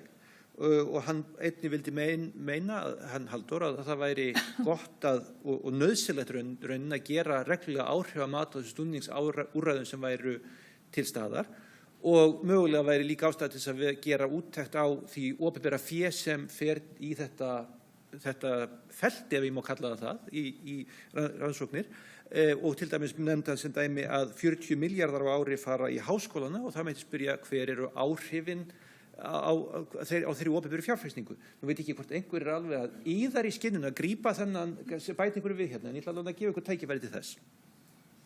Já, Hjalti? Kannski ég grípi það ég er rosalega sammálað þessu, því að við þarna, og þá sérstaklega þessu kommenti eða tillögu Höllu að fá fulla fjármögnun fyrst og minkana svo eftir því sem á líður, því að hjá okkur náttúrulega við vorum með fulla fjármögnun í 7 ár sem var náttúrulega frábært en svo tók við verkefnavinnan og við höfum alltaf verið verkefnadrifið samstarf þannig að við erum alltaf að ganga að því að við erum að keyra ykkur verkefni áfram síðan þegar maður fer að sækja til Evrópusambandsins í náttúrulega mjög fastmótað kerfi þar og þá eðlilega er þarna fókusinn á að fjármagnið að fara í að leysa það verkefni og við höfum verið verkefnastofa fyrir þessu verkefni við höfum keyrt áfram fengið í rauninni greitt fyrir þá vinnu sem við innum að hendi eftir mjög fastmótuðum og skýrum reglum og fáum svo auka 25% sem að borga í rauninni bara skrifstofukostnaðinn, að leiga skrifstofur, sem þýðir það að við erum bara algjörlega fókusur á þetta verkefni. Það passar alveg ágætlega oft, en við erum ekki með neitt fjármagn til þess að leita nýju verkefni. Þannig að það er svolítið það sem að hefur verið svona þrándur í götu hjá okkur að við erum með takmarka fjármagn til þess að vinna að nýjum verkefnum. Þannig að við erum alltaf einhvern veginn að reyna að grípa eitthvað og við höfum unnið mjög mikið bara í sjálfboðavinnu við að skrifa þessar umsóknir og svoleiðis. Því ég hef náttúrulega bara vinnum oft á kvöldin þegar við erum búin að klára verkefnin fyrir Evrópusambandið eða fyrir þessa þróun sem að Evrópusambandið styrkir að þá þurfum við að fara að vinna umsóknum og það er mjög oft gert á kvöldin og nóttinni og það er náttúrulega kannski ekki rosalega sjálfbært til lengri tíma. Þannig að fá einhvern eðlilegan stuðning, sérstaklega þegar fólk er farið að krefjast einhverja styttingu vinnuvikuna, sem er náttúrulega tómkjaftaði, þá er náttúrulega mjög erfitt að vera að lengja hana mjög mikið. En það er svolítið staðan sem við erum í. Þannig að kannski skilaboðin að það þurfum við að hugsa mjög vel fjármögnun setrana og í hvað hún á að fara og hvernig hún er uppbyggð og ef það á að draga úr henni yfir tíma, hvernig sé þá hægt að grípa þau verkefni sem að setin eiga að sinna ef að færi væri í þessa. Já, í rauninni er þetta bara spurning að sé ykkur rekstrar fjármögnun, þú veist, þó það væri ekki nefnir bara eitt stöðugildi sem væri viðhaldið eftir að eins og í okkar tilvilla eftir 7 árin var liðin, ef það hefði haldið áfram eitt stöðugildi til þess að halda þess áfram á meðan við ættum erindi og gætum sýnt fram á og við værum að skapa verðmæti. Takk fyrir það, Hjalti. Ég held við verðum að snú okkur að nú. Ég tek undir þetta. Takk fyrir það. Og þá er það sennilega spurning dagsins. Gjörðu svo vel.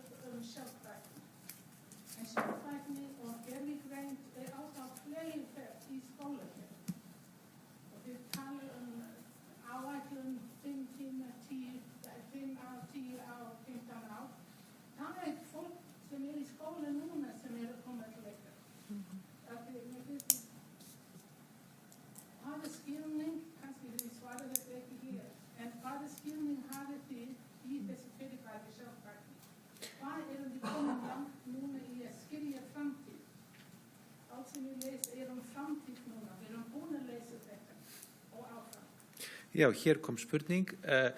Hún margþætt, ég vona að ég geri henni góð skil, en spurningin var meðal annars, snýrist meðal annars það hvernig sjá meðlimi pallborðsins fyrir sér snertipunkta svona verkefna og menntunar og sjálfbærni og svona þeir áskoranir sem að felast í framtíðinni og það að þeir sem að þið, hvernig orða það, að þeir sem að koma verða orðnir fullorðnir og fara að vinna í styttri vinnuviku hjá þér, Hjalti, að þau verði orðið starfsfólk þitt og þurfa að takast á við þessar áskoranir. Elín Díana. Já, mér finnst þetta frábær spurning og athugasemd og ég pottþétt ekkert að fara að svara þessu. En sko, vegna þess að þetta rosalega stórt, en þetta lyftir upp hluti sem eru svo ábúðslega mikilvægir og sko með grunninn, sko með menntun sem grunnfyrirbæri í þessu. Og þarna stöndum við frammi fyrir bara áskorunum almennt og þannig að ég vildi eiginlega stökkva inn til að stökkva á vagnin með þér að þetta eitthvað sem að við sem ég verið í samtölum, ég ætla bara að leyfa mér að segja bæði í Vísinda- og nýsköpunarráði inn í mínum háskóla og fleiri stöðum þar sem að nákvæmlega þetta vangaveltan. Það ekki svar en það mikill vilji í að sko þarna raunverulega kannski sko grunnurinn þeirri vegferð sem við eigum að vera að fara í. Hvernig sjáum við, hvernig erum við að mennta börnin okkar þátttökuna í því til þess að þau séu þau sem verða hér í pallborði eftir nokkur ár sko. Og ég ætla að stökkva það aðeins á það sem að Halldór sagði áðan þó að það sé risastórt með mat bara á rannsóknum og háskólakerfinu yfir höfuð. Það ekki alveg að snerta því en samt sko bara hver raunveruleg áhrif okkar. Og við held ég ætla að leyfa mér að segja, við göngum stundum út frá því að þau séu að því að við erum kannski með og þrönga mælikvarða á það. Þau heilmikil og ég held að við mættum vera aðeins með svona víðari mælikvarða á það hvar við erum að hafa áhrif og þarna bara grunnur. Þannig að ég ekki að svara þessu en þetta eitthvað sem við viljum vinna í. Við viljum bara taka undir með. Takk fyrir kærlega, Elendína. Ég held að við höfum ekki tíma fyrir meira því að nú komið næsta dagskrálið. Ég þakka kærlega meðlimum pallborðsins og fyrir spurningar úr sal. Þetta voru æðislegar umræður og við bara takk kærlega fyrir aftur og ef þið getur tekið sætið ykkar aftur því að nú komið að afhendingu hvatningaverðunar Rannsóknasjóðs. Takk fyrir.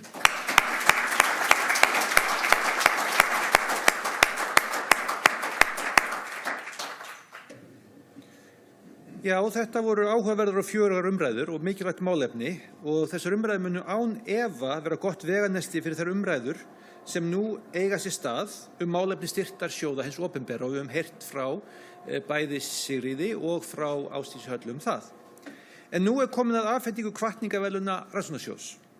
Ingibjörg Gunnarsdóttir, forseti Heilbrigðisvísindasviðs Háskóla Íslands og formaður dómnefndar hvatningaverðlauna Rannsóknasjóðs gerir grein fyrir störfum dómnefndar og að því loknum mun Sigríður Valgeirsdóttir, skrifstofustjóri skrifstofu stefnumorkunar og alþjóðasamskipta í Háskóla Vísinda-, iðnaðar- og nýsköpunarráðuneytinu tilkynna verðlauna hafa og afhenda verðlaunin.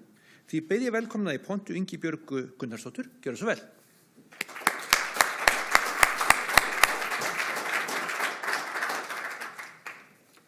Langar til að leiðrétta fundarstjóra því ég ekki komin sem forseti Heilbrigðisvísindasviðs heldur vísindamaðurinn Ingibjörg sem hluti af dómnefnd og sem skipuð fyrrum handhöfum þessara verðlauna.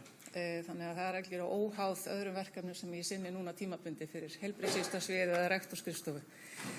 En hvatningaverðlaun Rannsóknasjóðs sem áður hétu hvatningaverðlaun Vísinda- og tækniráðs veitt vísindamanni sem snemma á ferlinum þykir hafa skarað fram úr og skapað væntingar framlag til vísindastarfs treystir stoðir mannlífs á Íslandi. Markmiðið með veitingu hvatningaverðlaunanna að hvetja vísindamenn til dáða og vekja leið athygli almennings á gildi rannsókna og starfi vísindamanna.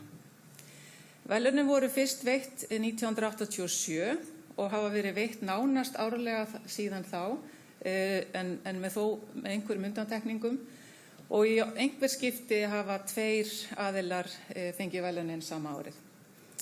Tilnefningar geta komið frá öllum sviðum vísinda, tækni og fræða og tilnefna má vísindafólk sem starfar á Íslandi við háskóla, rannsóknarstofnanir, fyrirtæki eða sjálfstætt starfandi.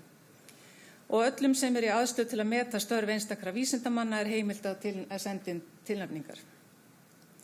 Í ár var auglýst eftir tilnefningum til hvatningarverðlauna Rannsóknarsjóðs 22. janúar 2024 og rann umsóknarfresturinn út 27. febrúar og eftir það hóf dómnefnd sín störf.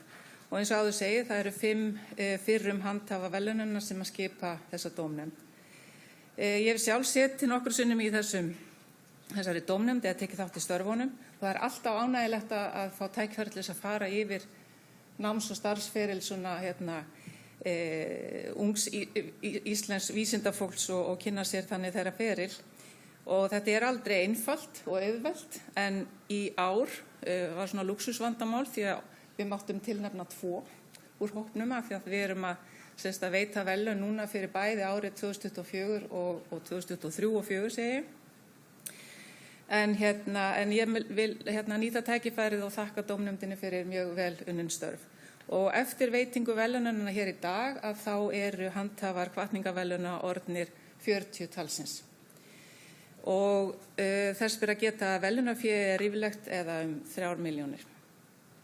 En við okkar störf og við mat á tilnefningum þá tekið tillit til námsferils viðkomandi vísindamanns, sjálfstæðis, frumleika, árangus í vísindastörfum og loknu námi, þar á meðal ritsmíða, einkaleyfa, alþjóðasamstarfs og svo annarra vísbendinga líklegan árangur af störfum viðkomandi. Og sérstaklega litið til brautryðjendastarfs í vísindum og þá líka litið til faglegs framlags á vinnustað og miðlunar þekkingar til íslensks samfélags. Og almennt miðað við að þeir sem koma til álita sé ekki eldri en 40 ára, en þó tekið fullt tillit til tafa sem kunna hafa orðið á ferli vísindamannsins vegna barneigna eða umönnunar barna. Og í ár þá barst fjöldi sterkra tilnefninga sem að sýna glöggt metnaðarfullt starf ungra vísindamanna hérlendis. Og ég vil nýta tækifæri að við erum búin að tala rannsóknarsjóð hér í dag, að ítreka mikilvægi þess að þetta unga fólk hafi aðgang að fjármagni vegna þess að það forsenda fyrir því að fólkið verði nógu öflugt til að geta sótt fram alþjóðlega. Þannig að og við höfum talað hér forgangsröðun í rannsóknum og mér langar til þess að hvetja þau sem að koma frá ráðuneytinu til að koma þeim til skila til ráðherra að hvergi betri ávöxtun á skúffufé og annað svona lausafé sem virðist vera til heldur en að setja það í rannsóknarsjóð. En með þessum hvatningaorðum þá langar mig að bjóða Sigríði Valgeirsdóttur hér að koma og kynna fyrst handhafa hvatningaverðlauna Rannsóknarsjóðs 2023 og svo í kjölfarið handhafa verðlaunanna 2024. Takk.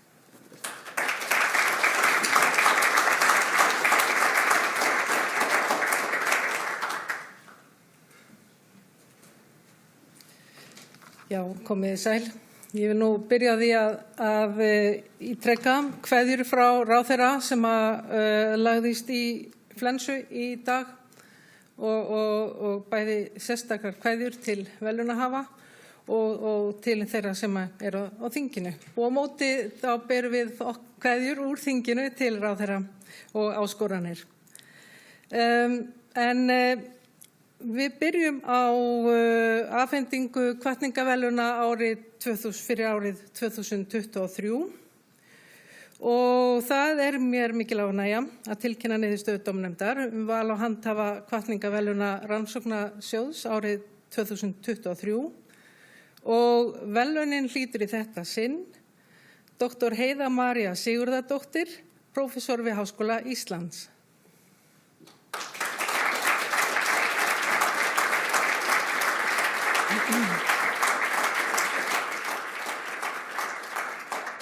Ég fæ að lesa nokkra línur vísindakonuna. En Dr. Heiða María er sérfræðingur í taugavísindum með sérstaka áherslu á hugræn taugavísindi og hún er fædd árið 1982. Heiða útskrifaðist úr grunnnámi í sálfræði við Háskóla Íslands árið 2005. Hún stundaði doktorsnám við taugavísindadeild Brown-háskóla í Bandaríkjunum og varði doktorsritgerð sína árið 2013. Doktorsritgerð hennar fjallaði hvernig heilinn vinnur úr upplýsingum það sem við sjáum til þess að stýra augum okkar og athygli og áhrif reynslunar á hugar- og heilastarf. Að loknu doktorsnámi lá leið Heiðu aftur til Íslands þar sem hún stundaði rannsóknir og sinnti kennslu við Háskóla Íslands. Hún tók við stöðu lektors við sálfræðideild á heilbrigðisvísindasviði Háskóla Íslands árið 2016 og árið 2023 hlaut hún framgang í stöðu prófessors. Heiða hefur á undanförnum árum verið afkastamikill rannsakandi. Hún meðhöfundur á fleiri tugum vísindagreina sem safnað hafa fleiri hundruðum tilvitnana og leitt fjölmörg rannsóknarverkefni sem meðal annars hafa hlotið styrki úr rannsóknarsjóði.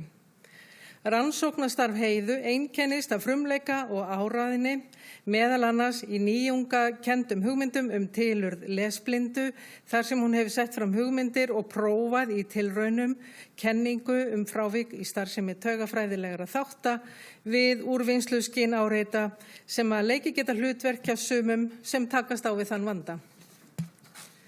Heiða mikilsmetin kennari.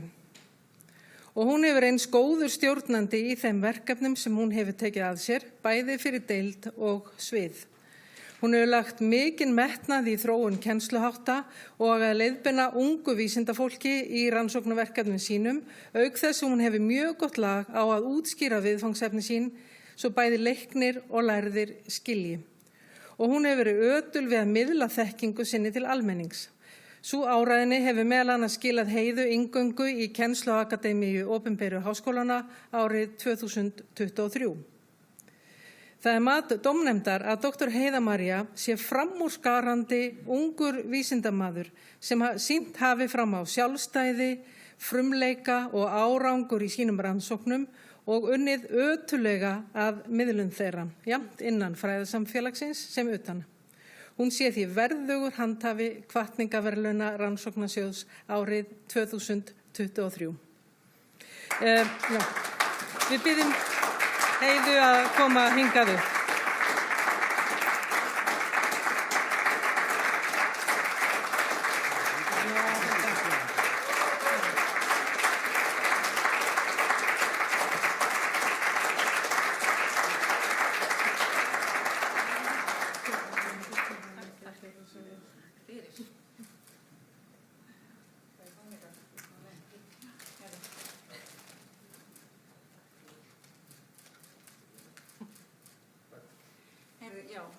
Bíðu þær að segja nokkur orð?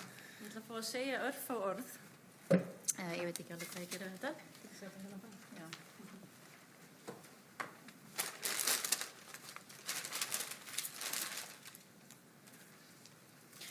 Heyrist vel í mér hér. Gott. Örstutt. Ég man nákvæmlega augnablikið þegar ég ákvaða að gerast vísindamaður.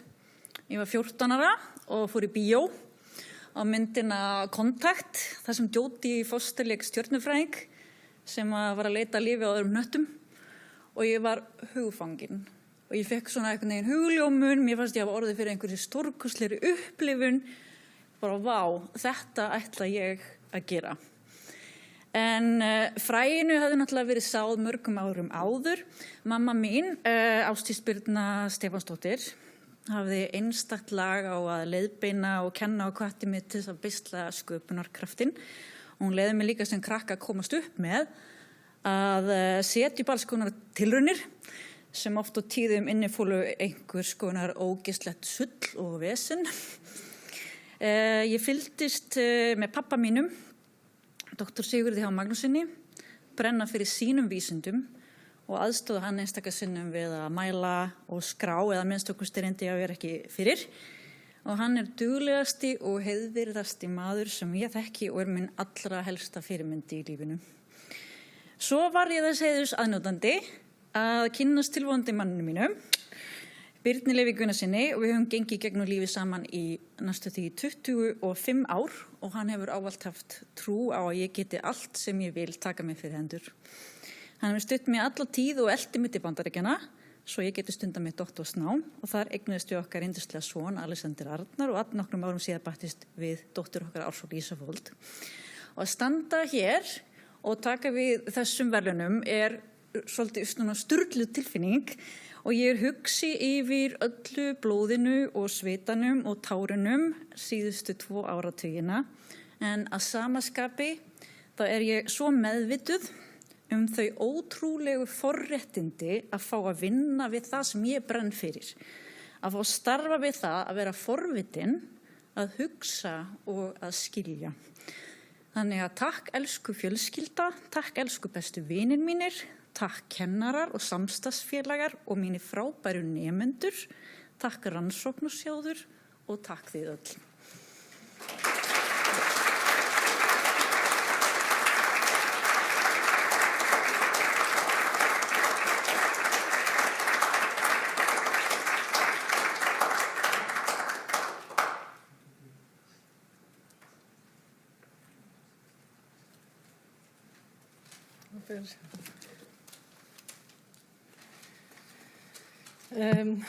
Já, þá komum við að seinni verðlaunaafhendingu sem að ég fæ þann heiður að tilkynna fyrir hönd,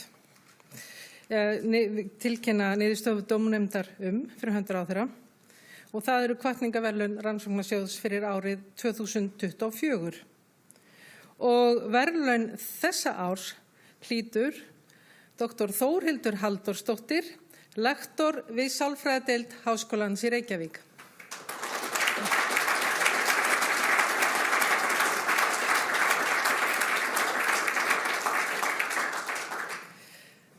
Dr. Þórhildur sérfræðingur í klínískri barnasálfræði með sérstaka áherslu á áhættu og verndarþætti sem móta líðan hjá börnum og unglingum. Þórhildur fædd árið 1983. Þórhildur útskrifaðist úr grunnnámi í sálfræði við Háskóla Íslands árið 2008. Hún lauk meistaranámi í klínískri barnasálfræði árið 2011 og doktorsnámi árið 2014 bæði við Virginia Tech í Bandaríkjunum. Hvorttveggja við Virginia Tech í Bandaríkjunum. Doktorsritgerð hennar fjallaði samslátt, kvíðaraskanir og athyglisbrest með ofvirkni og hvernig það hefur áhrif á meðferðarárangur. Að loknu doktorsnámi fluttist Þórhildur til Þýskalands þar sem hún starfaði 4 ára skeið sem nýdoktor hjá Max Planck stofnuninni fyrir geðlækningar. Eftir að Þórhildur fluttist aftur til Íslands starfaði hún tíma hjá Unni Valdimarsdóttur í miðstöð lýðheilsuvísinda. En Þórhildur var síðan ráðin í stöðu lektors við Háskólann í Reykjavík árið 2019 og hefur frá árinu 2021 leitt nýtt rannsóknarsetur samspil umhverfis og erfða innan Háskólans í Reykjavík. Þórhildur hefur skapað sér sérstöðu með því að tvinna saman ólík fræðasvið, sálfræði, erfðafræði og faraldsfræði til að rannsaka áhættu og verndarþætti sem móta líðan hjá börnum og unglingum.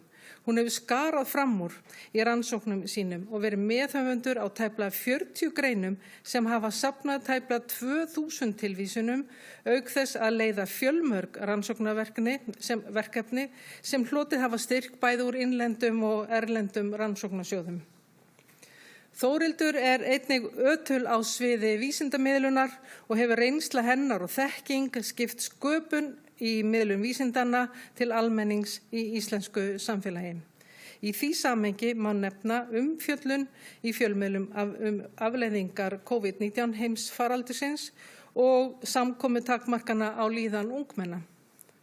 Sú umfjöllun byggði meðal annars á rannsóknum Þórhildar, auk þess sem hún skrifaði pistla leiðir til að vernda ungmenni gegn vanlíðan á tímum óvissu.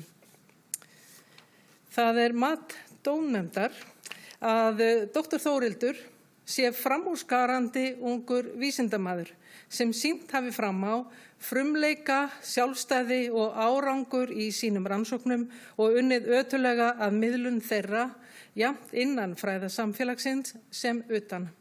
Hún sé því verðugur handhafi hvatningaverðlauna Rannsóknasjóðs árið 2024. Við gefum henni gott klapp.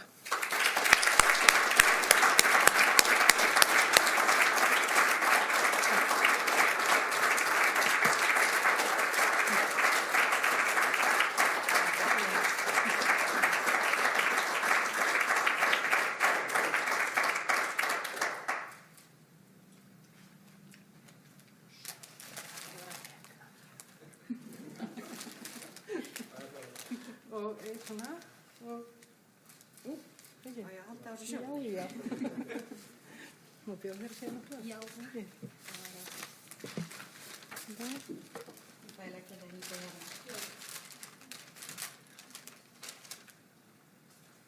Kæra dómnefnd, hvatningaverðlaun Rannsóknasjóðs og góði gestir, ég bara alveg uppi með mig að hafa fengið þessi verðlaun. Ég var alveg, mér magnaði að vera tilnefnd hvað þá að fá þau og nú stend ég fyrir fram með þeirri stóra áskorun að standast þær væntingar sem þeim fylgja og að vera í þessum hóp alveg afreks einstaklinga.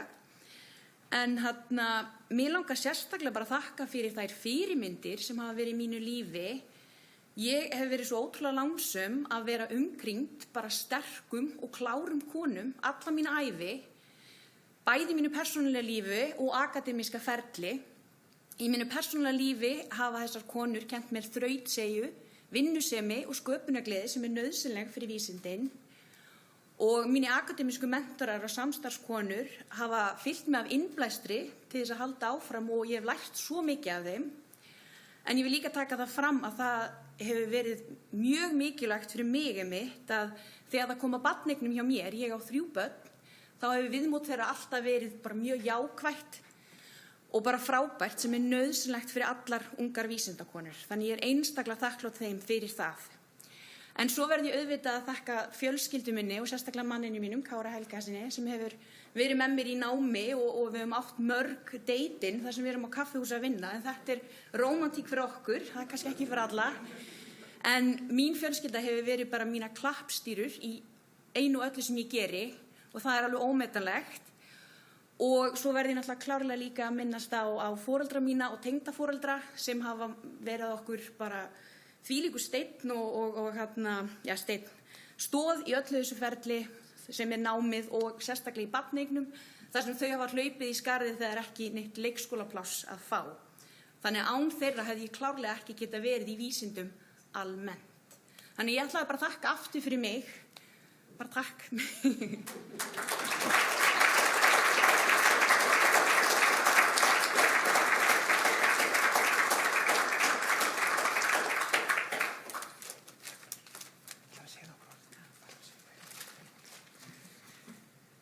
Heyrðu, þá þakka ég Sigríði Valgeirsdóttur fyrir hennar hlutverk hér og Ingibjörgu fyrir hennar störf og dómnefndarinnar og ég beðst afsökunar á því að tapa mér í titlatogi. Ég hef það kannski með til málsvarnar að ég að miklu hluta mitt akademíska uppeldi var í Bandaríkjunum þar sem fólk mjög upptekið að þessu. Ég gleymi stundum meira á Íslandi, þannig ég bara beðst aftur forláts á því, Ingibjörg. En ég sjálfur sálfræðimenntaður og þá nú veit ég hvað fólk hef ég svar við þeirri spurningu hvað gerir fólk þegar að læra sálfræði. Það fær hvatningaverðlaun upp á 3 milljónir 20 árum setna eftir útskrift. Þetta bara ótrúlega flott fólk en að samaskapa þá veldi ég hvað hef ég verið að gera við líf mitt þegar ég sé þessar frábæru konur. En ég bara óskaði þeim aftur inn til hamingju og þakka öllum hér sem mættu. Ég þakka öllum ykkur sem sóttu þennan viðburð, hvort sem var í eigin persónu eða á streymi. Ég slíti hér með rannsóknarþingi 2024, 5 mínútur fyrir tíman og bið gestum að þykja léttar veitingar hér fyrir framan salan. Takk fyrir og til hamingju aftur.